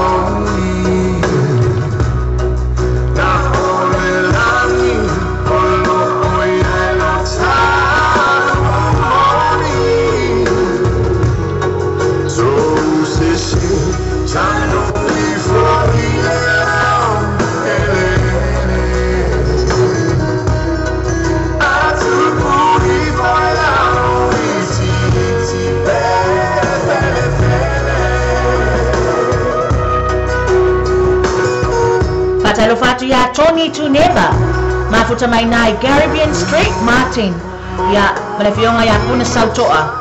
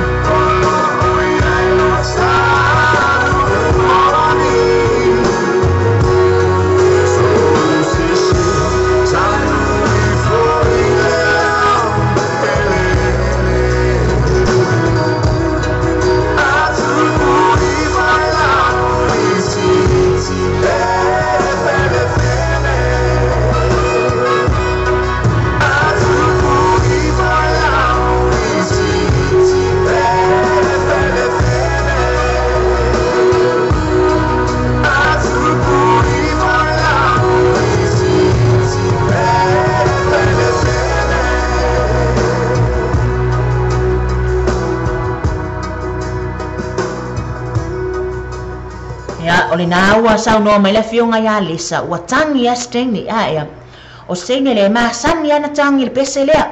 Mafuaanga e laina tangi le pese. O le alofa i upo le pese aia. Tatu tala noa i upo mfamatalanga o mea neo pese, e mantua fo le pese, e mfaina la unga aia. A o atula le tale mo le meo le upo le pese i lo loto po lo wanganga fo i po lo mafau. Ia e te la ngona fo i la lea leo o i tutonu e ngoto. Fa ngofia le ngana. E ngoto i tutonu o lo fina ngalo le tāua upo le pese. E iai nisi o au fai pese a Samoa e matua i matautia le whaonga ingo le ngana. Pe tātou te whaapea foi. E mawhai ona o tātou tue tapu e mai ai le vaonga ngana wha Samoa o loo iai tutonu. E peila o la whamatalanga o le whaatakta inga le la abatu e le au fai pese le puni ala maa. Ia matautia foi le sosia ma le tamau a inga o le tātou ngana Samoa o loo iai tutonu o nā pese. O le mafuaanga la o whamatalanga. O le tasi foi le nao mafuaanga e ala ai o na fia le to atele o Samoa. Ia ma le au whaafonga. Ia ma ila tofo i pepese e whaafonga i pese le puni ala baa. Ia manisi o au fai pese. Pe iai le tia maa. Ia e iai ia le maa tūlua. Ia manisi fo i o au fai pese. Manisi o walo pese tau o Samoa. O lo lato whaia le ngaluenga. O le pese. O nisi o vaonga ngana. O nisi o ala ngā upu wha Samoa. E te toe maua mai tutonu. O pese nei. Awhale tu lai sifuma lua. Kolosi atu le tato wala leo. I le sunga ia ngango o lo whaapeo na mafuta mai ina. I le Sunset Autos. Ia e au mai e fo i nisi o fisosoani mo i tatou i le tatou porkalama. A tatou whai mea whaasolo. O te toe whaatalofa atu ia i latou uma lama nei. Le sunga ia lesa. Tony Tuneva. Eva Tau Ai. Juliano Leilua. Josefa Lupetau. Sara Foi Maono. Manuia Alo. Solomona Pueliu. Fepuali Ete. Ia ma le loa loa le tatou au mafuta. Ala Pati Nico Scanlon. Ia ma i latou uma lava o whaafunga mai le tatou Simple Radio. Whaafetai lava le mafuta mai. O lea lau o tilo atu. O lea o so mai tutonu le pese lea. A o le winga o le whaamtalanga lea mai. O le pese i la uo o i kawhio lai. Whai mai. O la uo o le reggae version. Ia pe whaapea fo i pero kama fo i le pe kau vave ke. Isi le vave ke le fo. Ai mana i le siba.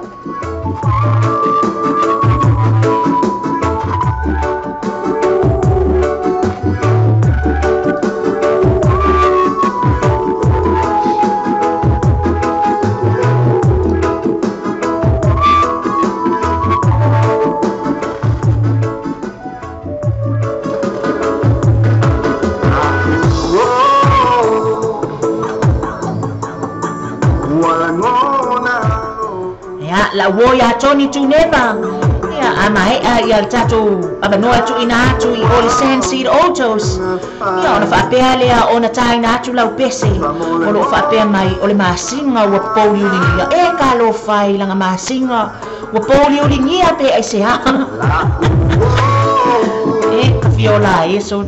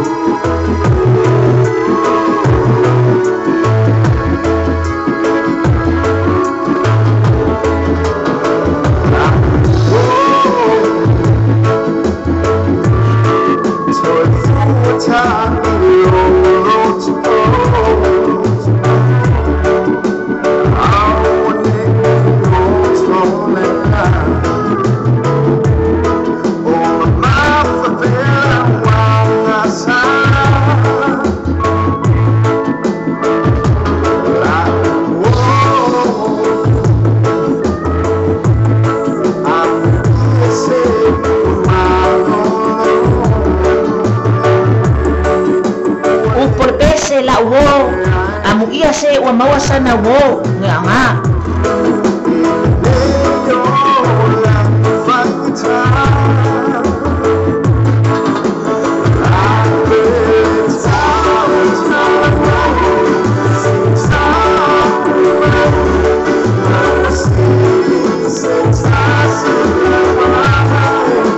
Fatalo fato I fo ile motu tele sala fai. Le inai ba engale na so ola ya mai nai ama tole nai Rosalote case file si nai sapali. Ya le tamaita ya Susana ya male tofa ya Seumanu.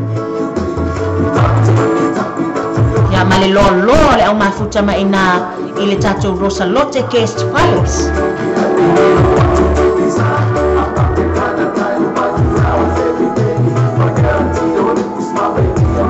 Le so ula traders le mafuta mai le tamaita ya ti le pana uru ya male lolo le ofenga wenga le sunga ya senei ya mana tafaonga lo fai o le Sky City ya o le Sky TV was se up le Sky City se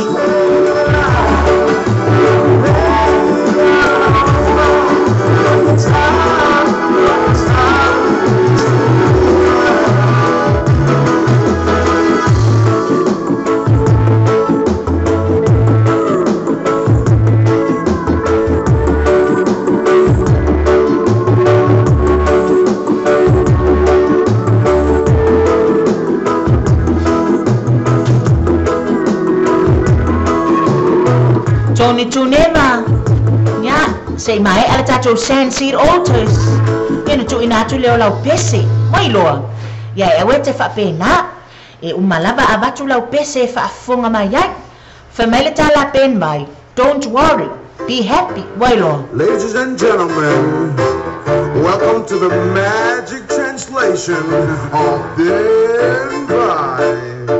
Welcome to my island. Yo, check 1, 2, 3. Bang, sing along. Come on, kids.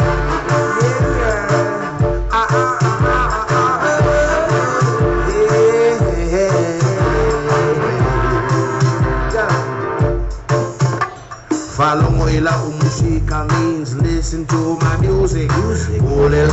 Yo, to ya seanga na mafuta mai fo ilea. Ole fale tua ya hana si la baa. Ya e fa pea ona tautua ina atu ile ba se elua ile nei au uli ya e o mai lo mal tato bala au mai le sunga ya ngango ya wala tato fa fianga mai ina ile Sandseed Altars talofa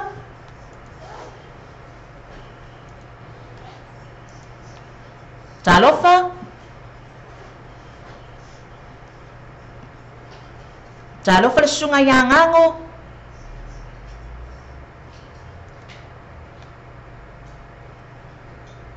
ya se tu watu tato ba noi I tato Sandseed Altars awai te su mama le angol Sandseed Altars lem fa no so ani atu ya te oi lau ta avale le na watu na wale anga so ani ma to le Sandseed Altars I il baenga le wa mawal tato bala au talo fa lau sunga ngango. Ya, mtalafa tu ia mtalafa tu tato tununga mafuta mai no tato Facebook live e na te folio o lua tato simple app kana phone man website ale www.paytvnews.com kana phone man tato YouTube channel ya malo no to tu e fo malo le to ya ultimate fasala mai ya oe mane pa fonga funitu lao le tae o le ou ya malo lava le soifua I lau sunga ya le foi fatalo fa umatu ia nai wo manai pa anga ya male lo sa mo fa fonga mai I lau sunga male por kalama foi ua e tu mai ai le foi le nai tu ya wa tu inatu le no ya te lo manuia mato uma e si va enga le o le e tala no mama I mai lunga o la to moenga ya si va enga le fo e fa fonga mai tono la to ta avali ya na fo wala matan fai malanga tu ina le Sandseed ya le Sandseed Altars talo fa lava yo manuia la mato Ya, after ya nasi na ro man bia ro to ya after na ile man bia ta vale ya tasi foi na me wala yo na matana le man bia ya ila to ona na ufale to no mata vale ya after na ufale to no ta vale ya wote pole after na te nasa ya lo vai fo ma ya o ta vale ya le fo ma ine ye tatu fo ma ina le por fale ma ide ta vale ya le tatu sense auto limited e de vanta si hu ya vot le te le o fale masina pisi fo ya ai fo le suma ya surrender le wala ona le sawe fa ya tatu lipoti ya ona la pisi la ona to te do no ta vale ma le mna mi la ona no fa isi le so fiti ya faida tuta otonga ma abe ni fo la ya mo fo la ile to fe wa info mai ainga ya matua ya ole baltasu ya e tonu to o la tu telefoni ne te vidi ma ya pa fe na tuna pokiro ta vale ya mai ya ole o iva no fituono o limon tasi o iva no fituono o limon tasi ya pole numero fa va ile ale sumu ya sandra e te mau ai o ye tan umalama ole o tasi o fa fitu to lima fa to o tasi o fa fitu to lima fa to o so se mea lava fai stato fale insignere on fai e me o we alignment me ka o diagnostic ya pena forma o paulia o pa ta vale le pa fo pena forma pa o mon fa ma pena forma le wall of fitness ya maso se ko inga li pe lava li pe la ta vale po real me fale ton le na te mechanicals repair pena forma le electrical repairs e te tala te whata vale mai le vangu se pa ili tu la e le fiafi mai la songa fua se pa ili sa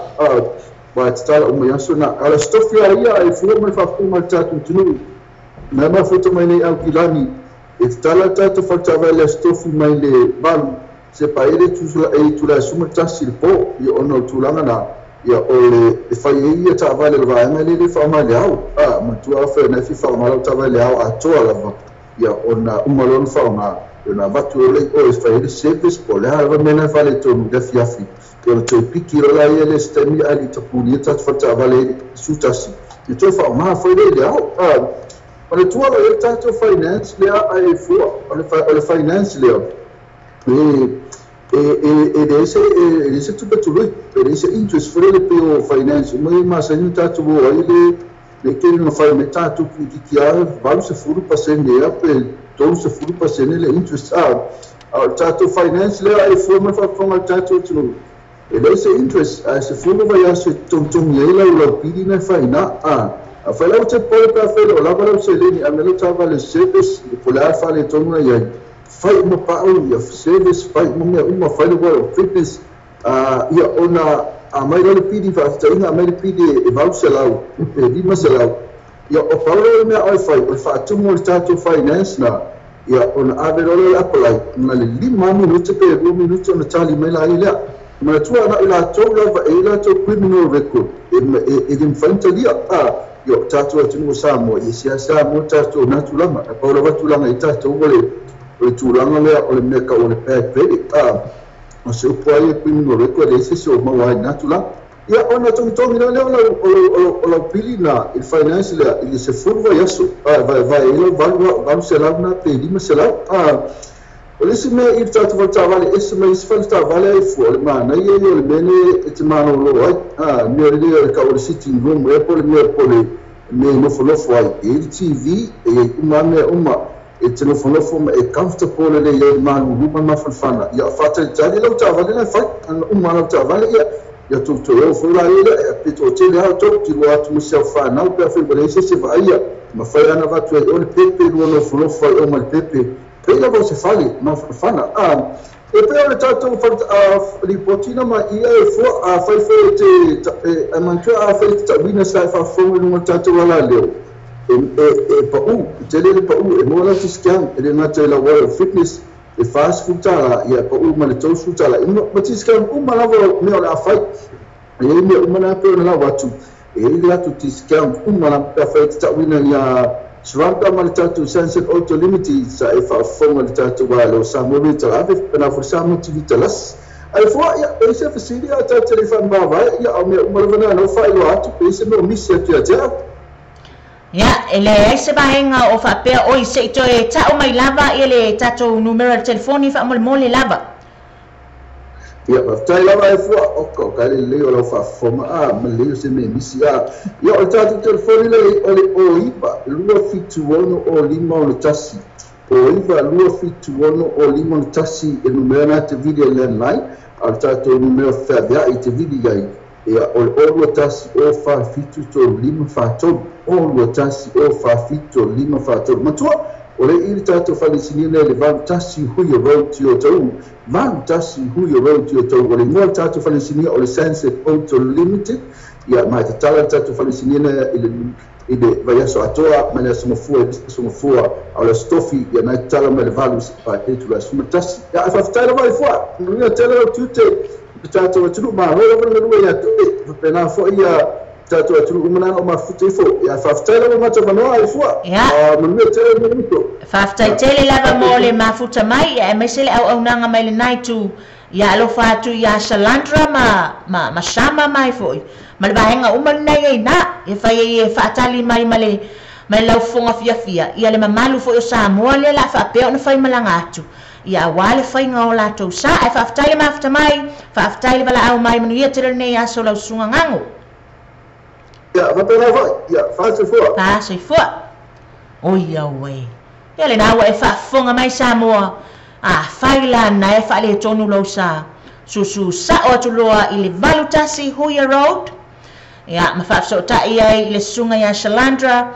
Shama e ma fai ona sosoani atu ia te oi lau sa e tu sa lava pe te aia fa mai o lava vaenga fo ile le safa le pui le lima tau sanga taluai ele ma fai la ina a le vaenga fo ile le bad credit e sosoani ma tol vaenga na ma nisi o fa ma avenga e pe ia le sfulu vai aso tongi ai le pili o lau ta vale pe au mana fai pa ua tu ia te oile tolus fuluta la le WOF po le warrant of fitness ia ma le wheel alignment ia e fa tulanga sa oi fo ila le fo e uli o lau ta vale ia ma pa ai po tu sa fo ila le e ana ia lu tono pa uta itasi o lau ta vale pe ai fia maua telefoni lua fitu ono o lima on tasi o iva lua fitu lima o lima on tasi ia po le cell phone le o lua tasi o fa fitu tolu lima fa tolu alu yai awa te pole don't worry be happy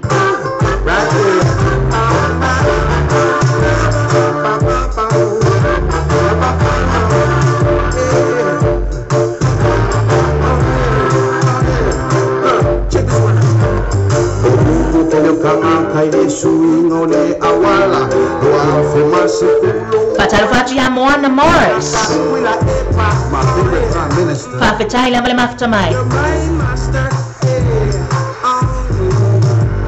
And I mean millions around the world for anything it means plenty girls but don't you worry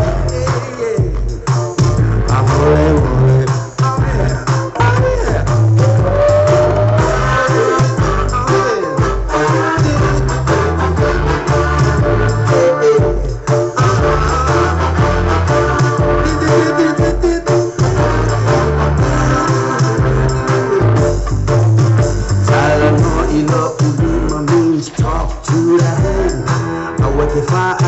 take it easy, man. Don't worry. Hey, just take it easy. Right now, ole kanga kaya sola maka ukia le la kapi.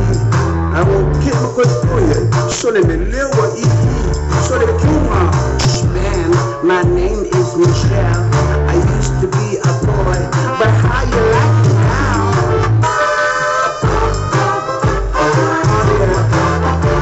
Welcome to the magic translation.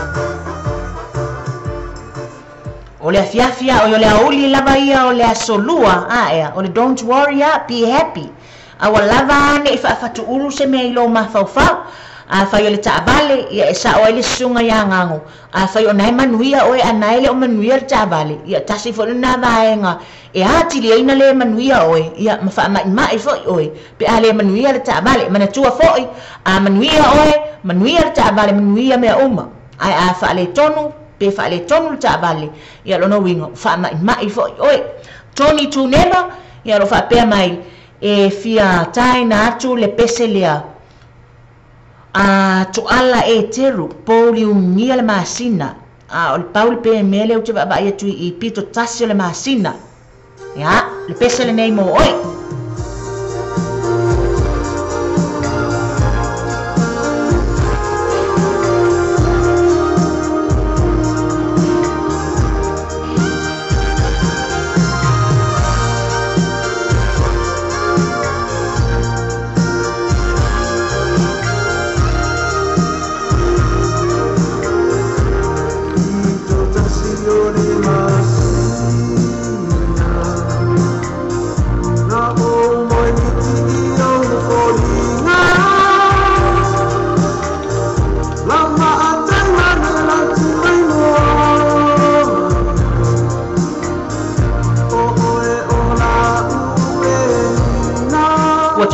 fitu nei minute o Natale o le July tasi.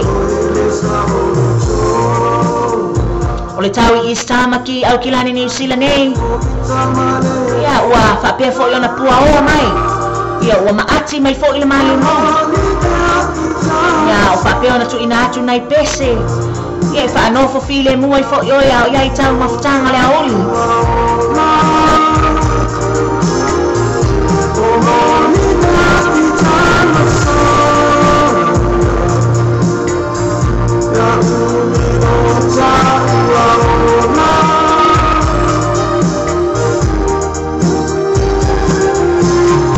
Fatalo fatu ya Wendy Timoteo Saito Motusanga Papatai tele le mafuta mai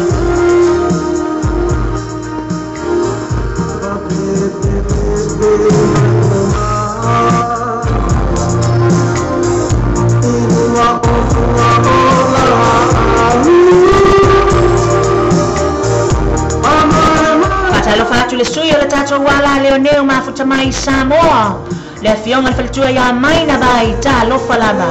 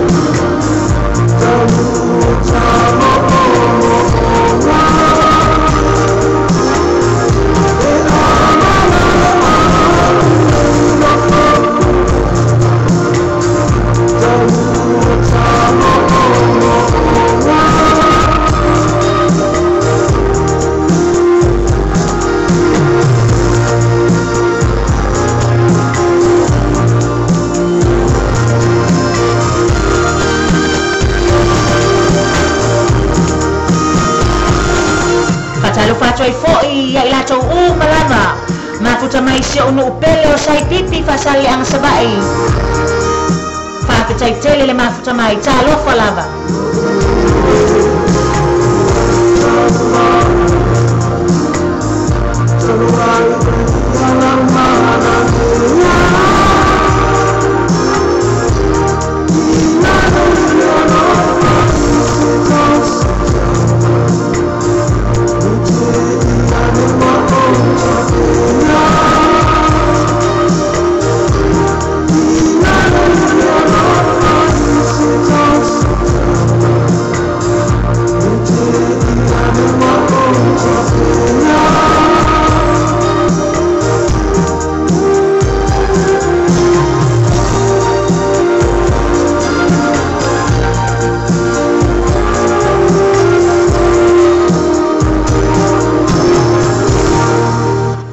le sar sunga ya to ala e teru ia e tala noa loa le toi ina ya to ala e teru ia e manatua ai foi Tele o nisi o mafutanga sa whapea o na mafuta I pese le li ilea aia. Ia lai whaafonga mai sa mafuta I tama ita ile o le samala na mana mea. Ia le li ile o saito motusanga aia saito.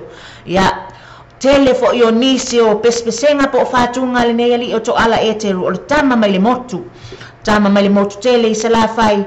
Ia malona saole na o whapea o na o na tu leia tu ai ta to o ia lana laua fai le tau mafutanga fo ila le albaenga fo ile sanga lui ia alaua fa pea ona toso I fo ile ia afo le sibaenga la fa solo na momoi kusa o lewa wa udi ala la to momoi ia o le mialina e pule ia le tamalo matua ia aya o le pesele nei na fa pea ona moli mana o mai ai le afionga ia Moana Morris ia makaukia le pu o ngala wa inge le fionga ya Moana lo femai se ia vatu ale pese lea ale pili o ua band o le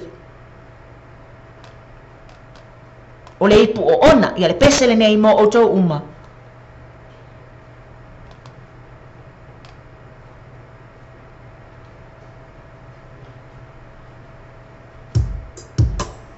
Bese faktor jata fa ini video ua ya mo pa ala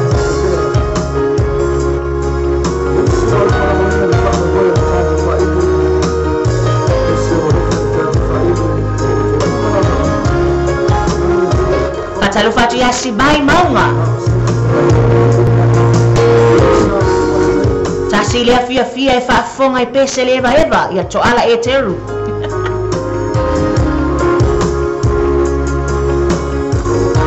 Malo soy fuasaito.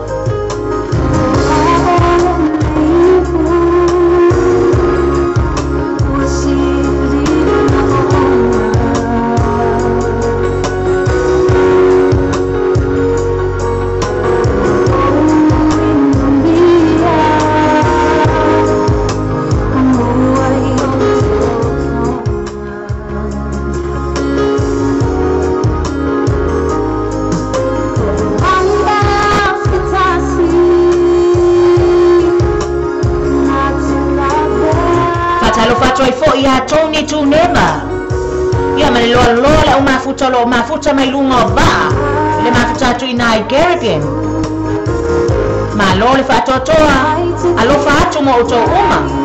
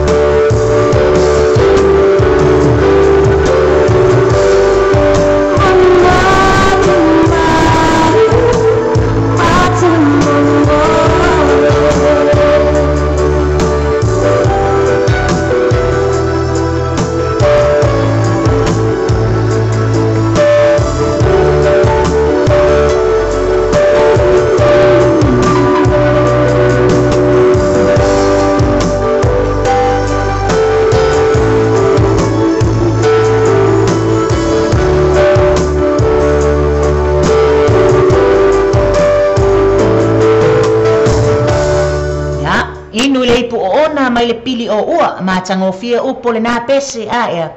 O lo whapea ona pese mai le puni ala va ai le isi pese whamai. Na o se tamai titi a ma te momoe a ea. A leo whamai le pese lea o ni alofa e vatu se lua momoe. Ia o ala ni mea te mana o e vatu ia te oia te lua momoe. Ia pe e vatu lo le whangpa o ma whangawhanga kei pile na whai mai ai a ea. Ia vatu le whangpa o ma whanawhana e te lua momoe le nei taini. Ia ma whanawhana ai foi. Leanga ua sau le malulu. Whatalo whatu le fionga ia sina la sela ta malii. Peta fui maono. Ya Tony Tuneba saito motusanga si vai maunga maina bai ya whapea foi ia le loa loa tato au mafuta Wendy Timoteo Moana Morris sungalu mafuta mai na Utah le sunga ya Februari ma le loa loa lato au mafuta ya mai lato malaba mawhai ona whaafunga mai talofa lava tamai tai ia peta fui maono lo whapea mai whaamanuia lava le aso whanau o siana tama. Ia o le whaamianga le nei o le aso whanau o le sunga po tamai tai ia Jean si u fui maono. O lo whapea o na whaamanuia mai lo na aso whanau i 9 milipone au sitalia. Ia alofa le atua ma toe tulu i atu nisi aso setele e mawhai ei o na mawai oe. Ia nisi fo i aso whanau whape nei. Ia mo o ngā alofa na mai lo tina ia peta. Ia malitama huso matua whawhine ma le loa loa le ainga atoa i 9 milipone Australia. Ia batoi fo i whaamnianga umalava mai le tato wala leo nei le tio tala ave ia ma le TV tala lasi i tamaita ia Jean ia ma le loa loa le tato au mafuta o lo whapea foi o na whaamanatuina o tau aso soifua i le nei aso. O le pese le nei, o le a whapea o na tuina atu e whaamania atu ai le aso whanau o le tamaita i a Jean. Manuia lo aso soifua, le see mai a SJ Di Marco.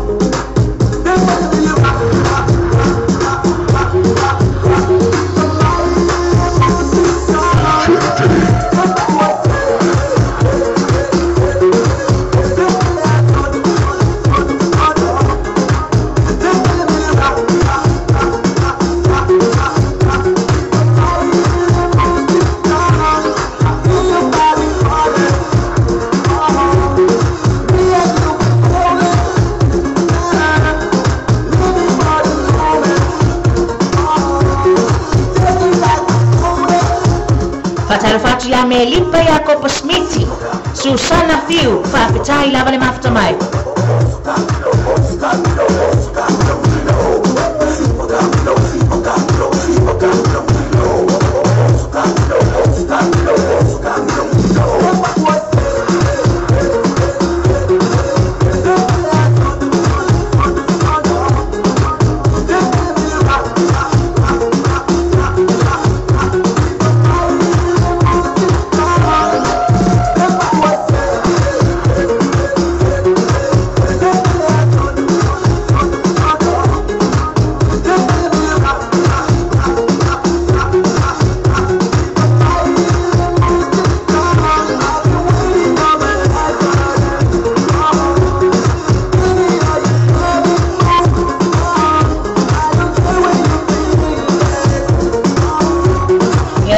Le pese SJ Di Marco o le pese ale masana si vai Susana FOU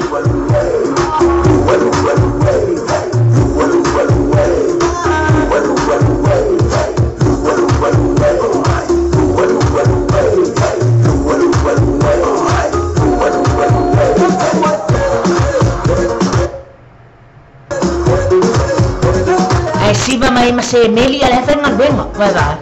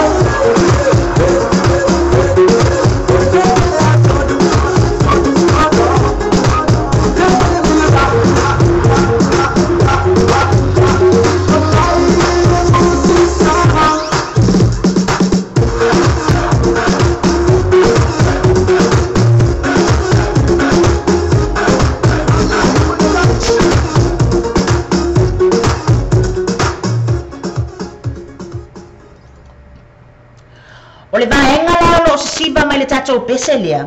La fe mai se ito e tatu lava le pese lea langa lea o fe mai o la wa ai ane la o matua isa wale afu ai.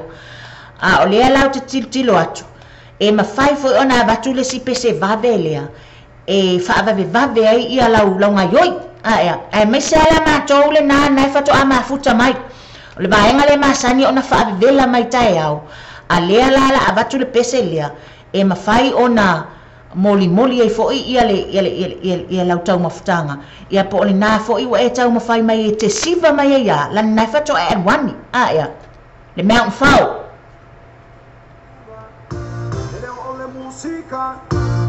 Let me see your hands up. Fatalo fatu ya Makarita ASO Brian.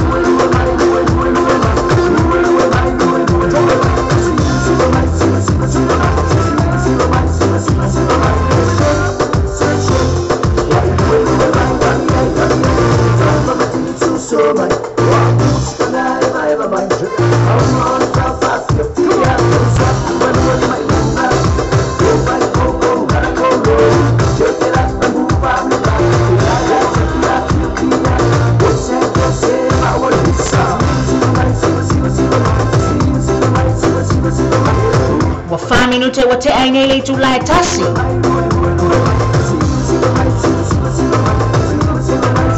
Da mai nei tato pese ia se lua. Na tu ina tu leo se tasi o talaman. Nei ale o ba ia tu ia ia. Ya o le talai fa pia. Ya ai se fa fonga mai. Ai se fa ta mo ia tu tato pese ia. La ngawa ia le vai ngale na o saul la tu. Le la tu fa vela o vai ngale na fa tu ama futa mai nai Australia ia. Ya waktu tato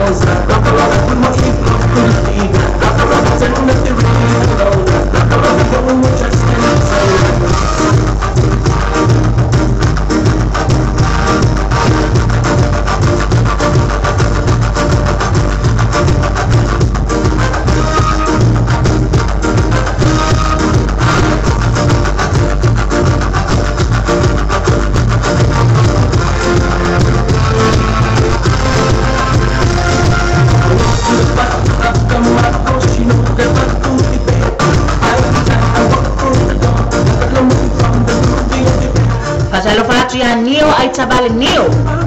Whawhetai lama le mawhita mai.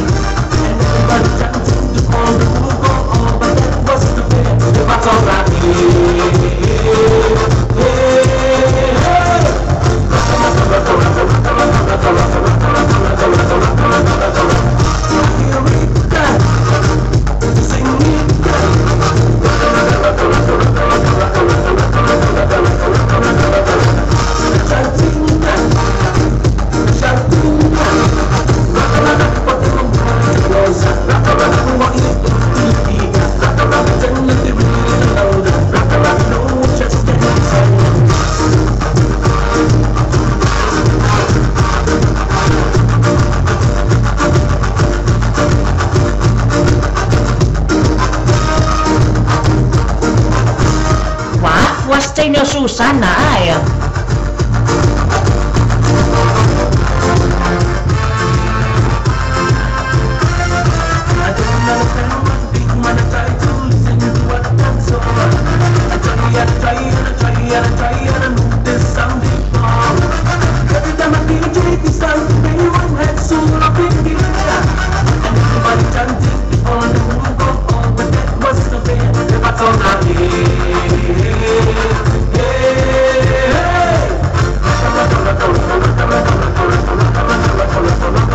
Patalo fatule fionga ya Mariah to filau.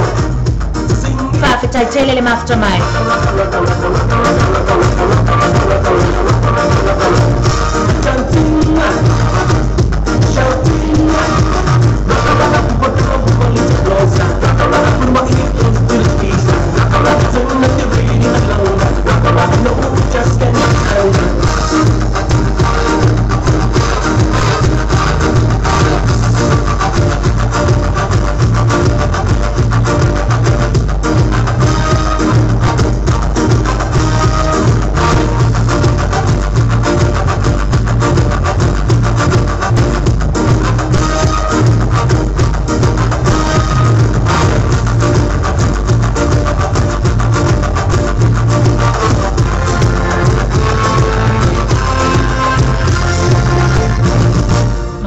Fiola ia lena wa umar tatou pese lena ia a le mia la tu so mai lo te ton so mai te ton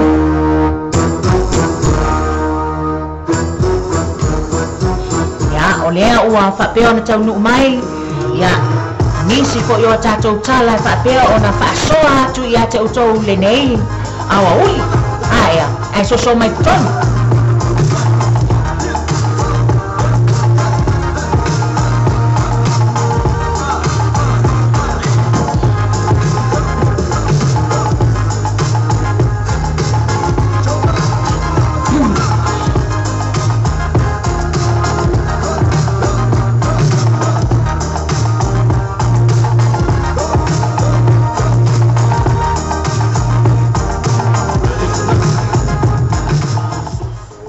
Kilani se tasi o baenga o New Zealand o pito isili o na taumata ia fale o loo iai. Ia whaila e te fia whai malanga mai i nei i au Kilani. Ia e tele o toi mawase renti la loi fo le tolu se lau mana tupu. Ia o le wha se lau mana tupu la banga i lunga. Ia o baenga na le o tilo anga iai ia le baenga le private rent. Se ibanga na ai ila tau o la whapea o na lala i tutonu o private rent. I le sila fo ila mele tanga ia le housing New Zealand. A whapea ua lua tangata whainga luenga pe tasi tangata whainga luenga i tutonu se ainga. Ai ua maua lunga lea whainga le tupe maua for the income. Ia ua au mai fo i le housing. Ia nisi o vahenga po ala fua yao ina tilo iai. E ala lea i le sa i lia le leo se private rent e o i le ainga lia pe a whaapea wa tilo atu wa te lele income. Whamatala o le asau sila i la lea vaenga e tala whea ngai pele ai ia te au tala whea ngai. Tuu le manoa ia i la tau o lo pito i sili o na mo o mia ina le fisoswani. Lea lau whaasolo mai tonu i private rent. Ia o le vaenga tonu la lea le la abatu le whaamtalanga.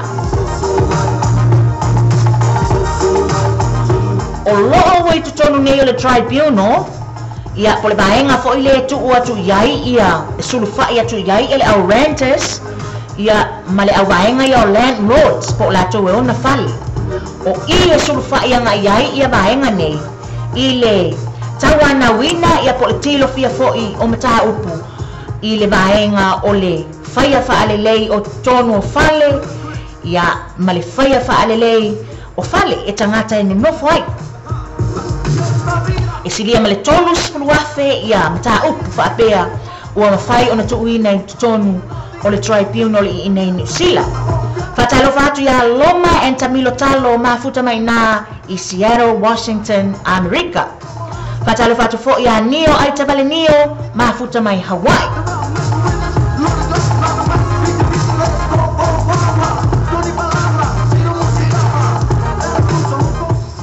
O le mea lawa tupu e fōlinga mai o le ale toi tele se tilo fo ila le ale vaenga le tribunal a ngai le vaenga le renti na fali ia po tatou le whaongai na fali i tonu atu nuu nei mafuanga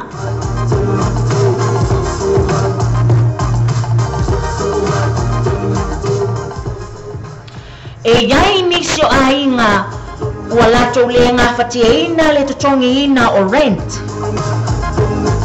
ma walunga te lelo na tau e ave fo ia latou complain e winga i vaenga po le whaatotongaina o totono le fale le winga la o whaamatalanga e iai vaenga e te tau ona toi whaaleleia o le mea lawa tupu wa le toi ano iai landlord si vaenga ia mai o le whaamatalanga sao e ese landlords ia ele ese fo i tangata tutongi fale le vaenga lea o nisi tangata e whaamaoni le tutongi fale ai fale i tonu mai le landlord o nisi ainga le lei mai le landlord ia ai fale i tonu atu le tangata tutongi fale ia o mea lama e tutupu le mata opula le lo i lunga nei le tribunal le taimi le nei ia o se mata opo e fōlinga mai ai o le au le tribunal i le vaenga lea a landlord ia po tangata e ona ina fali mafua mai e iai se tina e silinga atu ma le se fulo manutupu afe ia le rent le tongina o le mafuanga watu ua banoa ia le landlord ia o leisi vaenga fai le alofa ia fai uane ia ua evicted ia po watuli fa amalosi fo ila lea i tutonu ma le fale ia ona alu lo leo le tina lea ua avela mtalusanga i tutonu i o i le vaenga i taua o le tribunal ia vatula i tutonu i o e ilo le leimata upu fa apea ia ona e sila foi e iai lea ia tatau ale au renters e iai foi lea ia tatau ale landlord po le tangata e faia ia le fale ia po ia foi lea e ona le fale lea tatou tino nofo ai ia i lau oe lava whaafonga mai iai pe a fai o oe nai te alala i tutono se fale rent ia po nai te tongia foi se fale o e alala ai i se tau e matua i pito i sili ona mawalunga a o e sila atu le tūlanga le fale matua le fetau i lava ma le soifua malolo ina o tangata o lo ainga o lo alala ma papa awai o vaenga na e sila ane iai e le faia fo i se tūlanga fo i la lea whaapea o le atato atu ai o le tribunal o na whaapea mai le o le tribunal a mea o te tū ia ai le vaenga e tu ia ai le vaenga o le mea pito i sile taua o le whaatawa ina o le soifua malolo ina o tangata o lo alala ma papa ao i tutono fale nei o lo o mawalunga ila au kilani le vaenga lea le taunga tātele o fale rent ia o te tala noa atu i le tau lea o le whaase lau montupu o whaase lau montupu i le vai aso ia o nisi o potu moe tolu potu moe ia e la talata le lima se laulo na tutongi le vai aso ia o le isi vaenga ia ua ova atu i lunga lona tau ia pela tatu fo i leono se lau fitu se lau ia mawhaalu atu ai anga i lunga ia whaia o ena te whaafunga mai o nae te no fo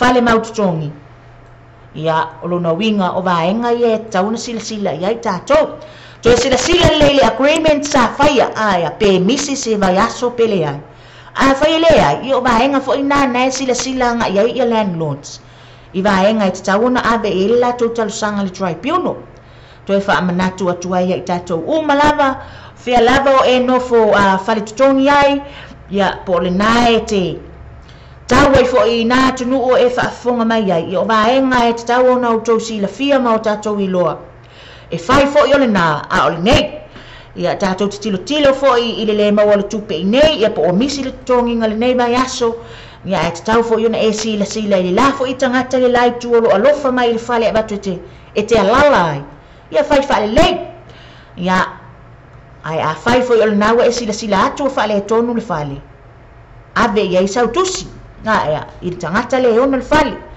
o tangata fo soifua fo ia peo ia o lo ono nofo tonu le whale e te tau ona le lei ma ato atoa ma le lei ato atoa le whale ia mo le whaonga aina e tangata o lo whaapea ona whaonga aina ia o whea lava o e whaafonga mai ai ia o le whaamatalanga ia lava o aluatu o le meo lo tupu i nei au kilani ni usila ia ai le whaapea e taena ia atu ai i vaenga le nā o lo o papa au foi i whea lava ia vaenga foi o le nei atunu o e whaafonga mai ai ia i le ai e sili lava si mea le nā ua iai ia a whai o e tongtongia stupe lai titi tau ngofie ia mai tau ngofie foi ia so se mea lata ia o ngā tamaiti ia o le lotu ma vaenga whapena e le ai e tu atu lava ia te oi o e lava e whai le tono le nā vaenga e sili lava si mea le nā ua iai ia nai lo le ai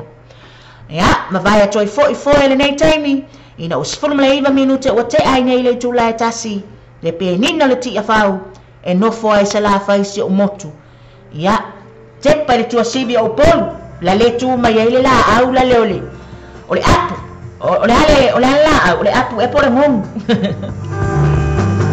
pafta ile mafta mai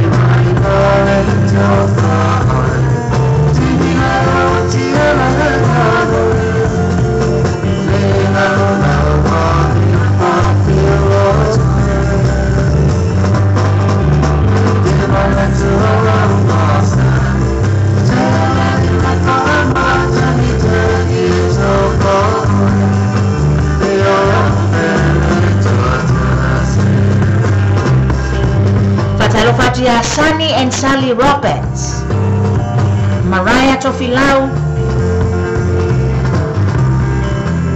Loma and Tamilo Talo, Neo Aitabale Neo,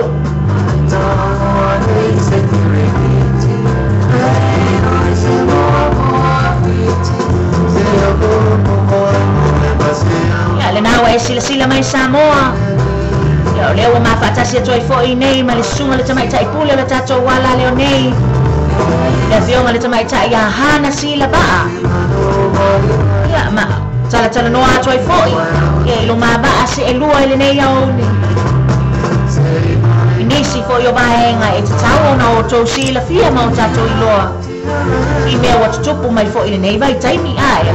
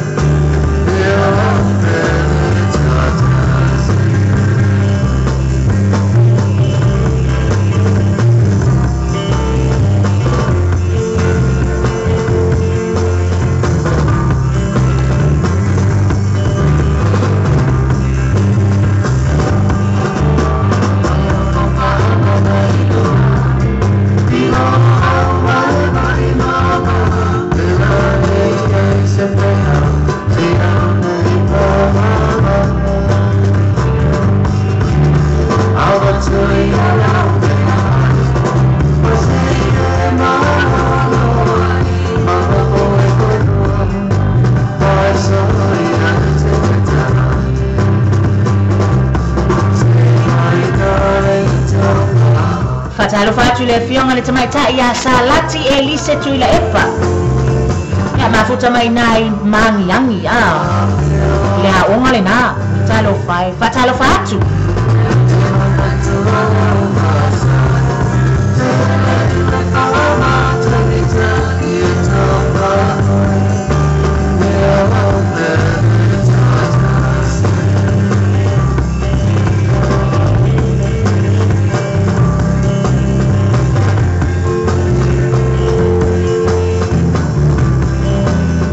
Awan e ngalo sa mo lau whaafonga mai.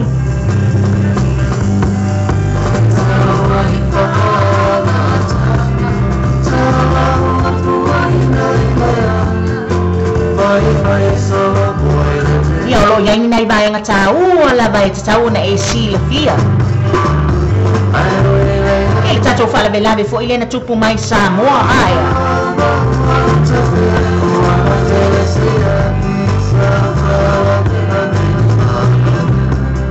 Joy fatalo fatwa ya loma entamilo talo Chesley Smith ma lo lava ya udato fata se joy nei mai le afionga le tamaita ya hana si lava ya ma lo so fuelo afionga fantua ya lange o ma fo il night su DJ Bay ma lo lava le foi ma lo fo le on sa mai son ta po inga ma lo si ta to tinu fa te tele lava mafta mai le nei aso ia tātou por kalame whanasa son ale tātou wala leo nei ia mai tāua tō nei aso o ka le mawe ko i le momo e o le mai le wati lātou wale kau kia le mawe le taimi ia sa o al nei mea i le whaatali le taimi i le ma le tai i le tangata ia malie ai le ngata i le nā mātango fia ia mta upulewa tātou whaasoa i ai mai se fi umta upe ona tātou whaasua i lungo le tātou por kalami le nei aso pe ona o whaalamu me taimi ana le la o lo o e whaasua le tūlanga fo i le don't judge the book by its cover ia le na tonu lava o le mea le na o te iloa o te le o whapea ato tangata uma o nisi some of the people they are like that e whapea na Fape na la togi na la via toila ma ato no le o le tūlanga uma lawa le o ye tātou it can be so easy to do ia la ngate le na o le tūlanga we lea o le nei wa whai ala te whai uma lea tā te le ilua le ele itala noa ia ele itala noa ia le tangata o le nei o le o atua le conclusion ele i o atu i mo whai le conclusion ele i o aku le amakanga ele na ia so ia ma lo whaftai ma tamo fi tūlanga pe tātou whaasoa ai mai se fo i o le tūlanga pe na tā whaasoa ai i le taimi wa mawai i tūlanga tau whatafatunga wai pe fan tā whaasoa i nei tai au i le afi ana pō le nasa whaasoa toi se tasi o kilipi pe ona tātou tuina tūlungo i se tātou admin page le tūlanga fo i le i nai whātunga matulanga o lewa au mai ai wha NTV e misi o alo ma o si tātou atunu utale nia i tūlanga ia stasi fo whātunga o lewa matua e mai lava ma avea ma favoriti numeratasi o tangata le nei vai tau o leo te tala noa i le tūlanga fo ila lea i le MTV po le kilipi fo i le na whai le mix le na whai le songa DJ Day mo le pese lea le punia lava ana le si anoa ai te i walu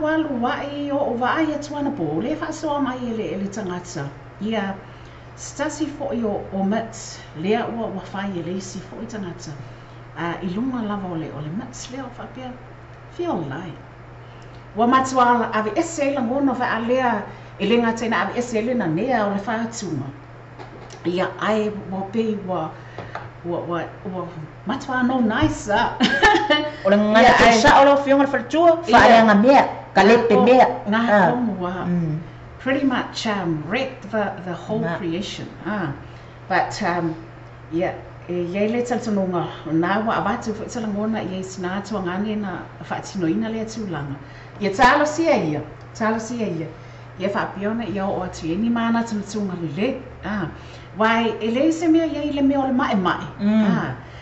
Ia tamwhai au ia e mae mae I tūlanga o la I lau oe lava. Be the original creator of it. Ai le o lo sai kolosi angi. So ai whaale anga ia ngā luenga ana I stangata sa whai. Ai pe ia matua ai. Mantua fo o le tūlanga I le kuka.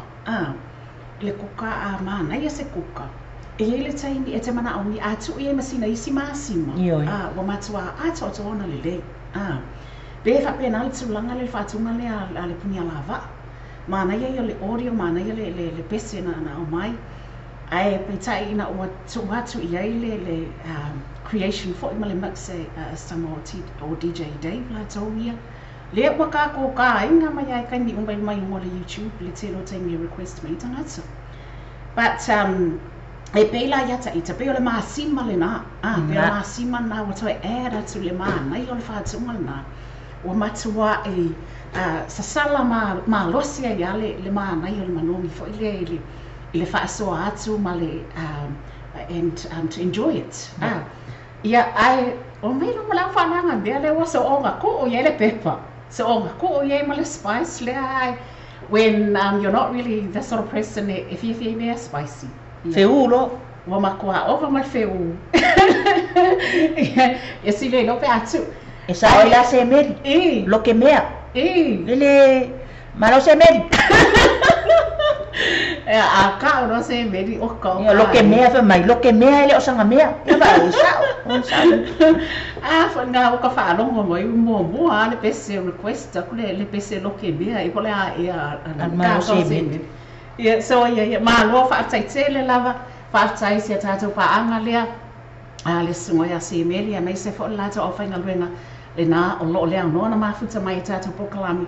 Ia ngata fa le na o tūlanga pei ona iai ia le tātou au mafuta le nei asa whaaftai le lava mo le whaawau ona o tautalia o le tautua I le whaiwhai pia le tātou ala leo nei.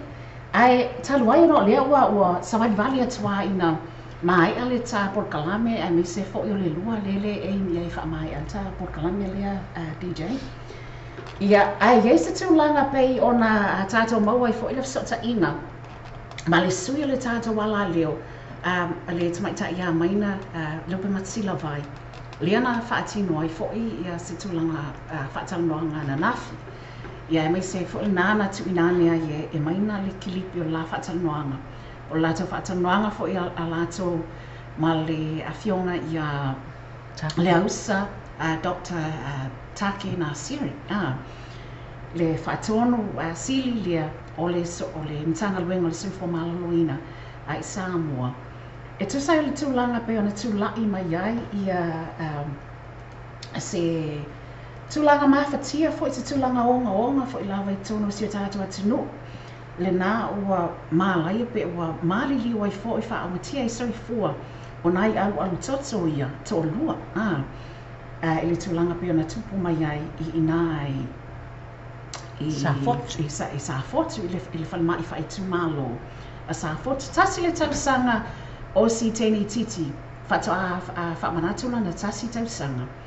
Ia ai me se ai o steni titi la le pa sialo lea e swafa ia Lena Callister Samuel. Ia ai ole tama le si tamititi leana a whaina ma ua whaamatia I lona soifua le tūlanga lea o le leo la meko si. Whapiala ia tālai tu sai utus tu singa ia ma tūlanga fo I pe ona maua mai ifsota ina. O loo ua ave ese ina nei ia vai la au ia po o tui ia mai le toi whaonga ine le nei taimi. Ia e mantua o tui nei po o le MMR vaccination fo le whaatasau mo le measles, mumps and rubella. Ina ia mawhai iona pui mai I tūlanga nā whapia nā. Ia lea lai tu sai utus tu singa e mai se fo'i o tūlanga pe ona maua ai le hawa noa tātou sui. E whaatala noa ai le sunga po le awhiunga fo'i a le ausa. le nā ua whaamaunia mai e wa ave e se ina ia tui pui nei mai le toi whangaina o whaatino ai suenga ma whangasolo ai suenga a le matanga luenga o sui fōmalolo i nei Samoa. Ia, ia le manatu, talwaina o tau wa avea nei tūlanga, pe wa avea le nei tūlanga wa matua i ali alinga i fo i matua i tele i fo i ala fonga ma fina ngalo whaalia o le tele o le mainstream media i fafu. Wa o le nei le mata upu tau i tui pui puia. Lea o tele ina whaali fina ngalo i eto tele o tangata o na e whai mai langona o isi mātua. Ai longa e te tau. Ai mai se le taimi ma le age le e whaatino ai. Ia, le ngata ngā ai mai se a tātou tina. I e taimi i tai te oa i e awe na i a tātou whanau. Ia, ki ngā loka alo whako iai. Ia, ai ona o le tūlanga o lea e whaamalo sia mai. Se ia tātou atu la we acknowledge le whaamaina o le kilipi lea. Stasi o kilipi lea na maua mai fsata inga ma le News Hub. I le lato pokalame fo le project. Lea na whaatala noa ina talua i mea ia le tūlanga lea tau i vaccination. Se tātou atu la se tātou mata tasi atu ai le kilipi lea. O le ito e whaawau ta whaatanoanga ai e fu. Yep.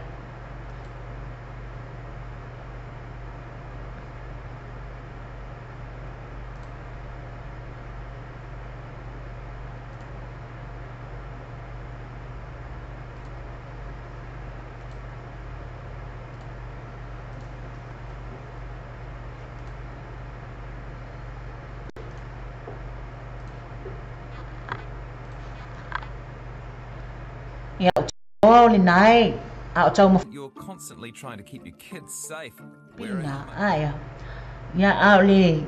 O vaenga na e te tau ona o tātou no tau sila ma o tātou wawai ai. O le toi sila to ane le ai mai se ia whale mai nei o whale mai whaai tū malo. Eat your greens. And most people wouldn't argue with that. Well, he might. Vaccinations are another thing that keep your kids safe. But despite all the science and actual proof they work, parents refuse, just like that grumpy toddler. Getting your shots means being protected against a whole host of illnesses, including head and neck cancer, fastest growing in New Zealand. Like a lot of cancers, heavy smoking and drinking are leading causes. But HPV is also a culprit. 10 years ago, New Zealand introduced a nationwide HPV vaccination program in schools, a shot which almost 100% guards against this disfiguring and deadly disease. Yet more than 70 schools refuse to take part. And the Ministry of Health's most up-to-date figures show that only 2/3 of those eligible for the shots are actually getting them. So what can we do? One option would be to follow Australia's lead and penalise parents who don't vaccinate their kids.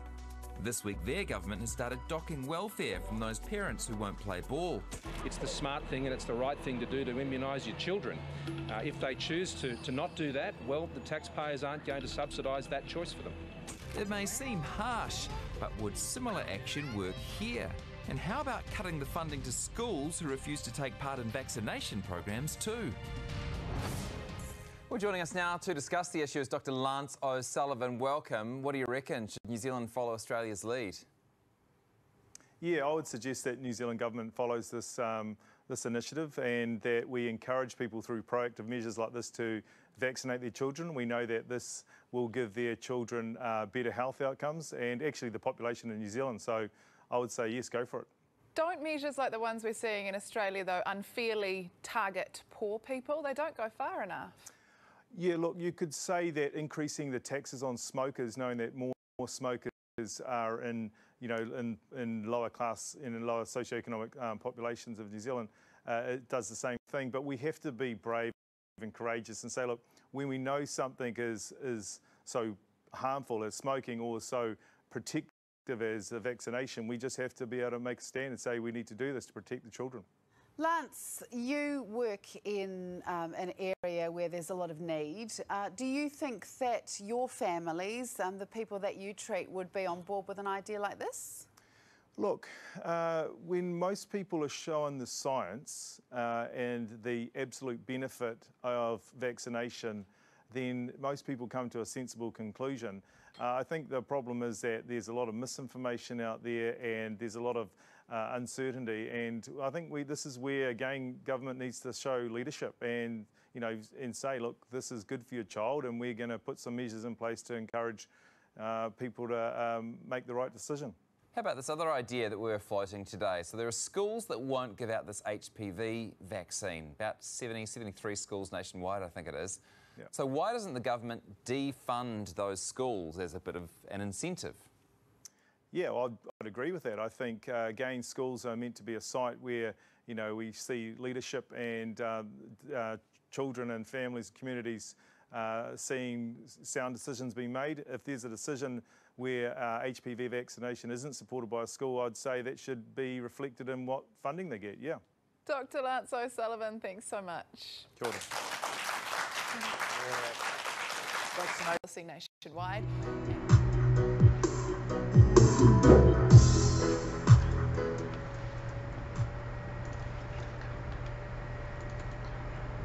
Yo, it's like that king.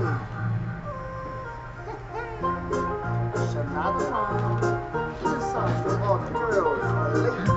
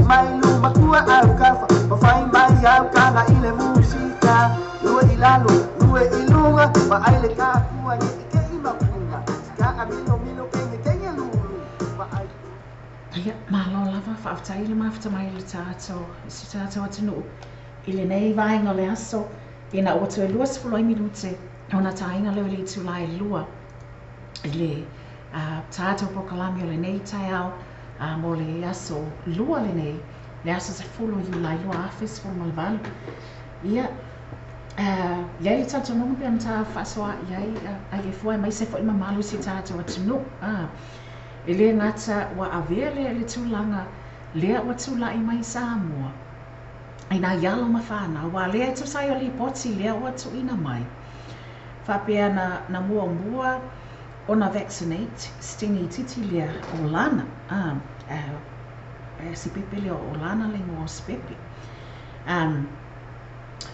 Lea whato a tasi le tausanga i le vaccinina whamanatu lo na tasi le tausanga o si titi lea.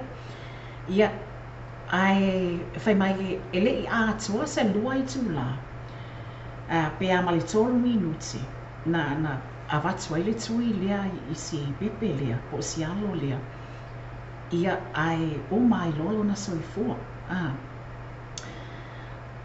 ai la o stasio a inga po se tina foi e ona lona alo lea le tamaititi lona lua le tama lea na o atu ma whawhitiwhiti fo isi tina ona walangona e ia le mawhatia fo ilona ia whina ngalo I tūlanga lea ua ua tala lea ua a whaina ma o mai le ola o stasio whanau e le vātua o la ait tonu la wale whale mai ia e tu sai o tala lea na tu ina mai ma tu sasinga lea na tu ina mai e le atua se lua I tūla ai o a ele whasalonga I steni I si tamaititi lea Ia e ui lava la i le mana o le tina o le tamaiti te wha tino le tūlanga i le tui.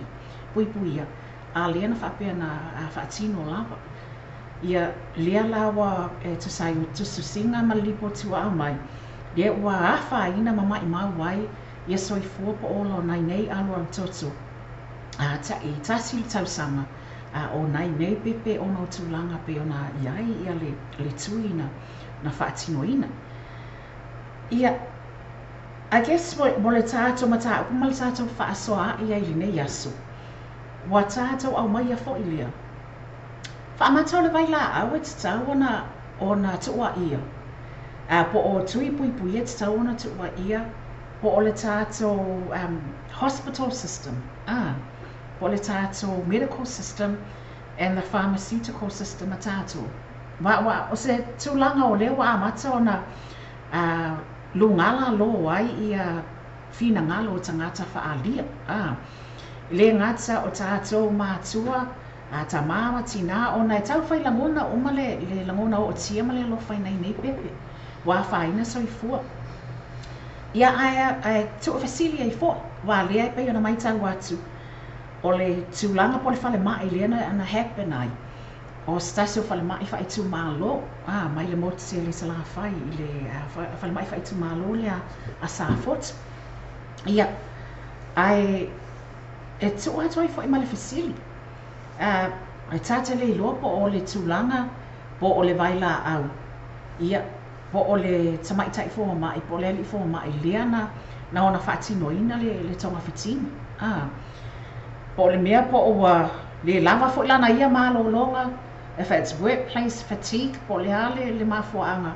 Wa ia taita ia sa tau lava ona liu le tofa. Lea wa mai tau atu. Lea na wa whaina. Ma oma le atua se lua i tū nā talu na oma le ola o le pepe mua. Po pe oma le soifua le pepe mua. Ia ai whaatino lo fo i le tuinga lea i le pepe lo na lua. Ia le nei lava o tūlai mai ni tūlanga. Lea la wai ina ave ese ina i fua ma tonga fitina la tau ia ma ave ese ai ma le tui lea. Ma ia tātou mai i le nei taimi. Ia iet o se tui pei ona tātou moli mawina i le kilipi fo i le sa tātou mai moa atu iai. I le porkalame a le News Hub ma le project. O se tui o le wa mata ona whaali fina ngalo ai mai se nisi o li mata mai tai fo mai. Mai ala tau tau na cut le funding a le malo. Le ave ia onga ia e le o tui pui o la tau wala ma whana. Ia tatono lai tato e lai e tala noa whaatau ia onga whaia ia preschools mo early childhood centres. Ia while school age linga. Lea e fito i tonu. I le tūlanga le ia ma ia na yalong whanau. O lo fito i tonu i le tūlanga lea. Ia ai tailo i sofi na ngalo li i ai fōtele loa. A whai o le nā o lo fia whaali fina ngalo ma i ele sato. Tunu mwhai lava na e comments mai. Ai o le nā lea se langona o le tātou porkalame. Wa tele ia tūlanga o loo ua maitawina ai. Le lango ina tele e isi atunu i whawhopei la o tātou i nei New Zealand ma Australia foi. Le whaatino ina o le tui puipuia lea. Ia mai iai fo i le talatonunga. E le ise a whaina o le tui puipuia. Ia iai lava na i tūlanga i tatau, lava na mata i tū iai ia tātou. I le ngata o tātou i nei New Zealand. Ia o whalemai fo i Samoa. Po o sefe ia practices o lo whaatino ina i le whainga o tūinga ia. Wa tātou tō mānatu iai. Fo iai i tūa i whalemai tūa, ma whalemai whai tū mālo. Pe iai i kelenga i ngā o mai whaakasi ia e se tale aso. Fo i le whai i tūinga o mai lula ia le iai. A le saura ki ngā malanga pepe e kui. Ia longo winga o whaasala fo i singa ki ngā. Tūlanga whapena. Po le okengia fo e lo ma o le komiki. Tūlanga whapena ia iai le langona. Pei ona tātou whaasoa iai. Mai mawe pe ana le masaali puvai. Wa tātou to e whaasoa i ane, ia a lea ua lua soifua o nā ialo ma whanau po nai nei alu alu totu. Ua mālaia po ua māli liwai, ona o le nei tūlanga. Iei lava le talitonunga, it could have been prevented. Ia, o le nā lau whaafonga mai Samoa. Ia, a whai e te whia whaasoa le tātou mata upuru nei aso. Ia, e mawhai lava ona e whaasoa mai ai fōi pe te comment mai fōi i le tātou Facebook live le nā o lo o iai le vaenga e te comment mai ai. Ia, ia, ma e sosoani mai fōi le tātou pulkalama. Ia, lau sunga lau whionga le whaletua. Ia, tala noa loi mea whaapene. Ia, ia, o ane se langona pe ua noa ia. Pe ua sosola ma whauwhaunga. Ia, ia, o le iloa, a mea whaapene mea o nai whanau. Ia, o aua mātua whanau. Ia, a whaifo i o le mea o le laua tupu i le lai tu tau whailangona fo i le vaenga. Ai e tilo nea ia i le vaenga lea. A whai o lea ua mau le soifua mua se i toi sila ne lava pe i se mea o whale tonu ia. I le tangata le na whai le tui mua. O lea wa iai le whale tonu le vaenga mua na ave. O lea wa tau me whamakai le i. E sa oile pese le lea al puni alaba. A woi au ele e maka whamakai le i ingi upu whape nganga i le ngā kaimi. Po ni langona fo ina mamuli atu whape na natai. Se i ke i ele ma whau ma se i toi e pe e tilo nga i le tu fo i la lea. Po le mea o lai fia moe le fo mai. O le ngana whai ngofia le na. O se upu ato atu i ate a uma le tala noanga i le mea. Se whau o la whau e sang noa a i fua. O le tūlanga fo i le a pei ona tātou tā ua i tūlanga i whale mai wha i tū mālo. Usually they're quite under-resourced. Whaalia a tonu koe o se tūlanga i le lava o tamaita inga teine fō mai. Lea iai te tono whale mai i tū mālo. Lea ua māfua ai po o lea lava le tūlanga. Ia e pēna e saunua. Ke ofa fo ia. O ngei le a koa se aso le a kongi fia i ko la talu na a whaina ma uma le soifua o si alo mua, si alo le toto mua. A le pe i fōlinga mai o koe fosia kuale kui o se kamaikiki le alona lua. E ie to lai e whaare te e mai alon tina, te e mai le tina o le tamai titi o na walangona e ia le whaafefe. Ia, na walangona le tina le fefe. Le tūlanga. Lea wa mai tawina o iaisi a alo lea na tui mua le tui ngā lava le e tas. A lea la ua sili na whaingata. O le ua whaafiti tina. A le ua tau nuu. O tau nuu o le mea na fefe iai. I pe o sau whaafonga mai le nā Samoa i lau whaafonga mai le nei audi. O vaenga whaapena tau te tilo iai. O te ofo fo ia. O le te whaamantalanga sa o ale na. Ia ai po le mea fo. Ia mana tua a whai o le whangu a lea o le tu ai ngā whangu lea na mai e le vai la au. Le fa oto e saua ia ma le vai la au lea. Ia ka ilo ia te au ia. Le lo pengi kui yoki, le lo pengi vai la au woki ngai mea le ngai wo whaasolo ngai ka maiki a ia. Hele oi loa ia tātou le vaenga na. A fo ile tūlanga le nā peona o tā ua le beto e Talo atu ai i tūlanga fo aia. Ele nata o le hospital system a tātou i nei. Ia o atunu atu fo i whawhonga tātou i Samoa. Tau lava na tō review a lato work practices fo ia. Ina ia a whai whaataita inga.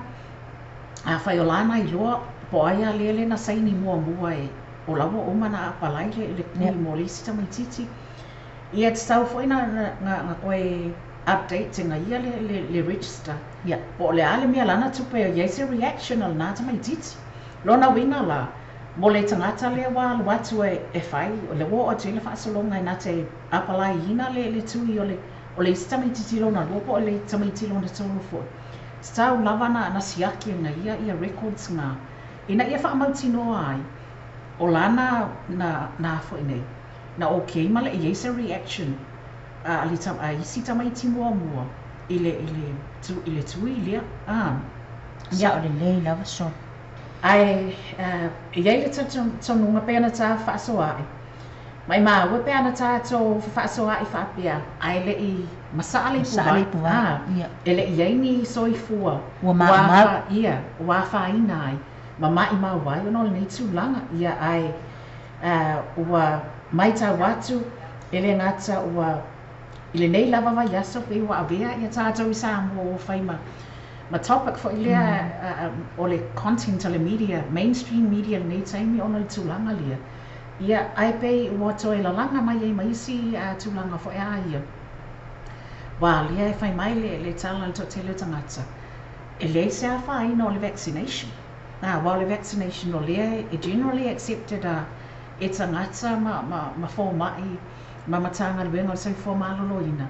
Ina e whaatino mo le whanau witi I le taimi lea. But o lea la wa avatu ai le fasili a whai la nai okay le medicine, le vaccination. Lona winga la atonu le loa po o le au whai ngā luenga po o I lato whaatino ina le ngā luenga. It's tau ona fasili mia po o lai lava tā pena lato le whaatino ina o lato tiuti. Ina ia awana I tautu la I maile amata upo I se taimi o ilungu. Sa o le la sa noang e se abato pea ia le fina ngalo le fionga ia puna sautoa le fionga ia lesa. That's so sad, man. I believe those nurses and doctors in the islands need more training. E iai lava le sasi ai tatau lava ona matahala fo mai. Sa o le lava mali le ngata le na o le tūlanga whaali a pe ona tā whaasoai. Tūlanga se e vai po o lai a whai te sila fio na wa e le lava. Tusu e moi. Whaafio atu e whai sinau malolonga ma whai sinau koma. Ia, don't worry o lewa tumtumu uma mai e tina wali na whai le whono al komiti o lewa set aside le aso lea. Mea po le pitonu ula le lewa o atu iai. Le pitonu ule o atu I le tuwinga o le nei aso. Awa te pole o lawa wa kele mai ia tau mawhitanga e wo mai manai tina e au mai mo le komiki. Ai e te tau lawa na whaatino le tūlanga. Wai e iele le tautonunga. No one is perfect. E o mai a tātou nei mea le lawa am tūlanga wapena. Wa a whai o le nā le tūlanga e le o nai le ai lava se a whaina o le vai la au la tō ia ma le tui pui puia. Ia, na iai le au se langona a tu atua ma I luma I a tātou matanga luenga o loo whaambion whaatino ina nei fufuang. Ia te taona wa tanga I tutoa I tūlanga o le roster ma I lātou o loo whaatino ina ia tūlanga ia ai mai se lava I tātou whale mai I tu ino I tua whale mai whaitu mālo wai. Usually they are the ones that are usually quite under-resourced. Yeah. In matua I le... Ma le lava fo mai. Le lava fo mai. Ia. O se vaenga whapena ia e sao I fo I lau saunoanga. Ia mana tua tātou inu I tua. E tali le lei nai nuu mafioanga. Ia. A whai e lua pe tolu fo mai pe tasi fo mai alua tui tua e whai tu inga le asolia. E maka ukia le tapinanga. E peia sfrua e uma ia size 2. E uma ia size 2. O te manatua ia la se tasi o upu fa Samoa fo ila lea hana. Ua nau I leia. Ai fefe I penga. Mai mau I penga. Ua nau leia. Ua ai wa avea le sila tu fo ila lea. Ai se toe filiuli wa ile to fama to ftu na I muni au. Ila fa fonga mai Samoa. O fea lava le matanga luenga a whai o lea ua sila I le vaenga lea le matanga luenga le ofisa soifua maloloin. Awa e fia malolo. Ia, o le whautuanga. Susu e moi. Susu e whai sinau malolonga. Ia. Ai, o lea ua matua I wa masaa le ipu vai. Wa le iloa e upu ma whamatalanga po le arili sito I ngā whamatala. Wa onge upu foi. Wa sola manatu malangona. Ai mai se lava pe atala noa ina le soifua o mai mau o alo ma whanau. Upu wha Samoa o le au o mātua whanau. E pele I nei. Ia, le nā fō mai. Ia ai o ani yon na ngona LENEI tai LENEI FOU mai. Ia a whawhetai o lai tilo atu masila atu. Lai atoa mai lona to alua malana whanau. Ai tā lofa i nei tamaiti. Se ia i ele reaction mua la tamaiti tina se i tuu ai lea ia. O ia ue. Lingi iwa koe kakao fia moe kua. Toe te tau fia moe atu alinea. Ui ka fio lai. Fo ele tulanga na pian tā whasoa ai. Ele o maua mai o no le whaatino ia su inga taimi nei. Ele o maua mai po o wani work practices sa te tauna na following. Pia sa follow foi e la tau na whaatino ina i tau whitinga ia work safe practices e tau na whaatina na follow ia. O leisi mai ngā lawe tala lawa fionga le whaletua. Wo va ai le whaatulanga na o mea ngi sa moa ia. O le mea leo le mole mea le tusi o le ingoa, va bai le sifi woso me le skangaka. E pe mai fau tangata Samoa, le awa sau noa ele, mo mea work practices. I vaenga whapena e te tau na mai i o le lei, ma malama iei, ma ave i ele wha mamafa, i ave i ele wha mamafa. Lai kawa la kou ia, ngā o le saingi ku lei le skangaka, saingi ku lei le skangaka. E au noa ma se mawhau ma tilo ma li poki ni vaenga o mawhai o nā lia e me taimi lea. Ia. Ia nofo uta ia ili stangata le so o mai. Po le ale mea kupu. I le 5 minuta o tua nai. Ma le kangaka e onga le sifi. Ma lesi le la kuaku iai. Ia. Sa ale le. Ia ai pean tā whasoa ai. Ia le taltononga po le aso a tai au. I le tātou por kalame la so tai au le ato e mauai fo isi so ta inga mo le tātou sui o lo au mai a tātou tala o mea o tutupu i Samoa le whantua ia maina i pe matisila vai. Ia, ma tātou to e whasoa i e mamau mai i se update o le tūlanga. Ia ai o le vavai pe tā walunga atu tā whatatau noanga lea e tu sai o lea mata upu. I le tātou pesila nāwa e tāpena ina mai ai fua. Ai te le whamawai. Se ina o na avatua le tātou pesila nā ina ia momoli atu ai foi, ia whamai senga e mai se foi. O tālo talonga le tātou porkalami nei. Le ngata o mātua ia maainga o na yalo ma whanau pia nā whaina ai. Ia ai e yeile le tautonunga. E tupu lo mea whaapia. O whanau uma lava a tātou. Ia. E la mona uma lava i la ngona whaamatua, lofa whaamatua. I le tūlanga fo i leo o tia. Ono tūlanga o la ua a tūla i mai. Ia ai, na tatona nau e tāpena ina le tā whātunga nā. Moli atu ai foi ia alofa anga ia ma whaamai senga i nai ainga uma ua tō e sea i le wala awa le atua ia nai alo manai whanau ia. Vani atoloa a pese vai tafe. Yeah.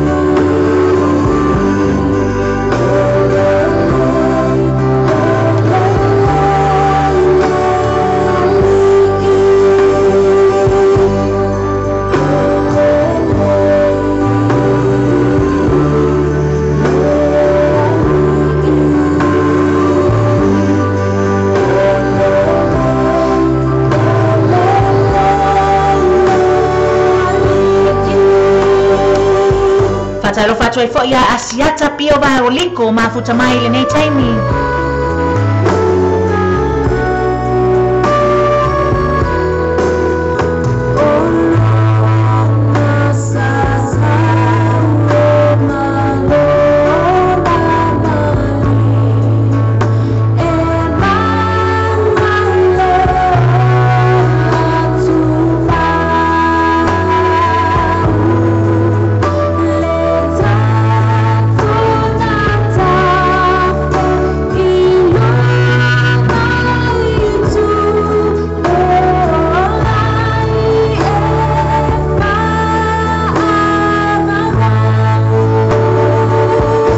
Samoai ia o le nā ua taualunga atu le tātou polkalama i LENEI ASO.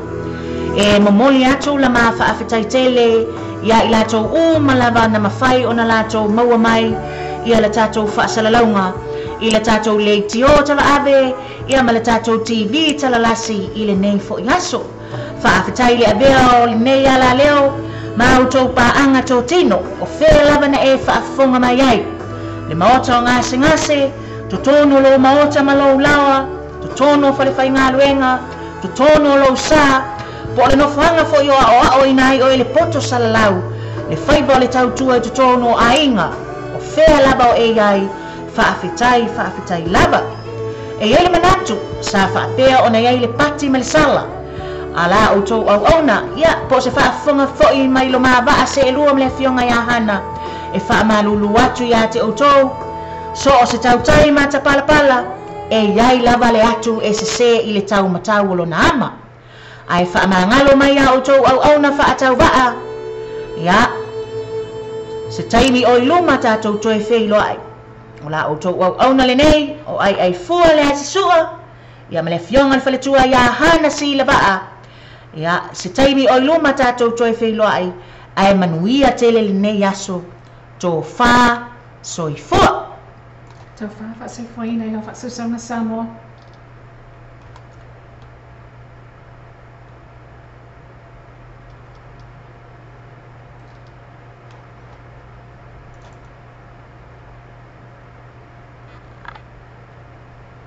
When you find it,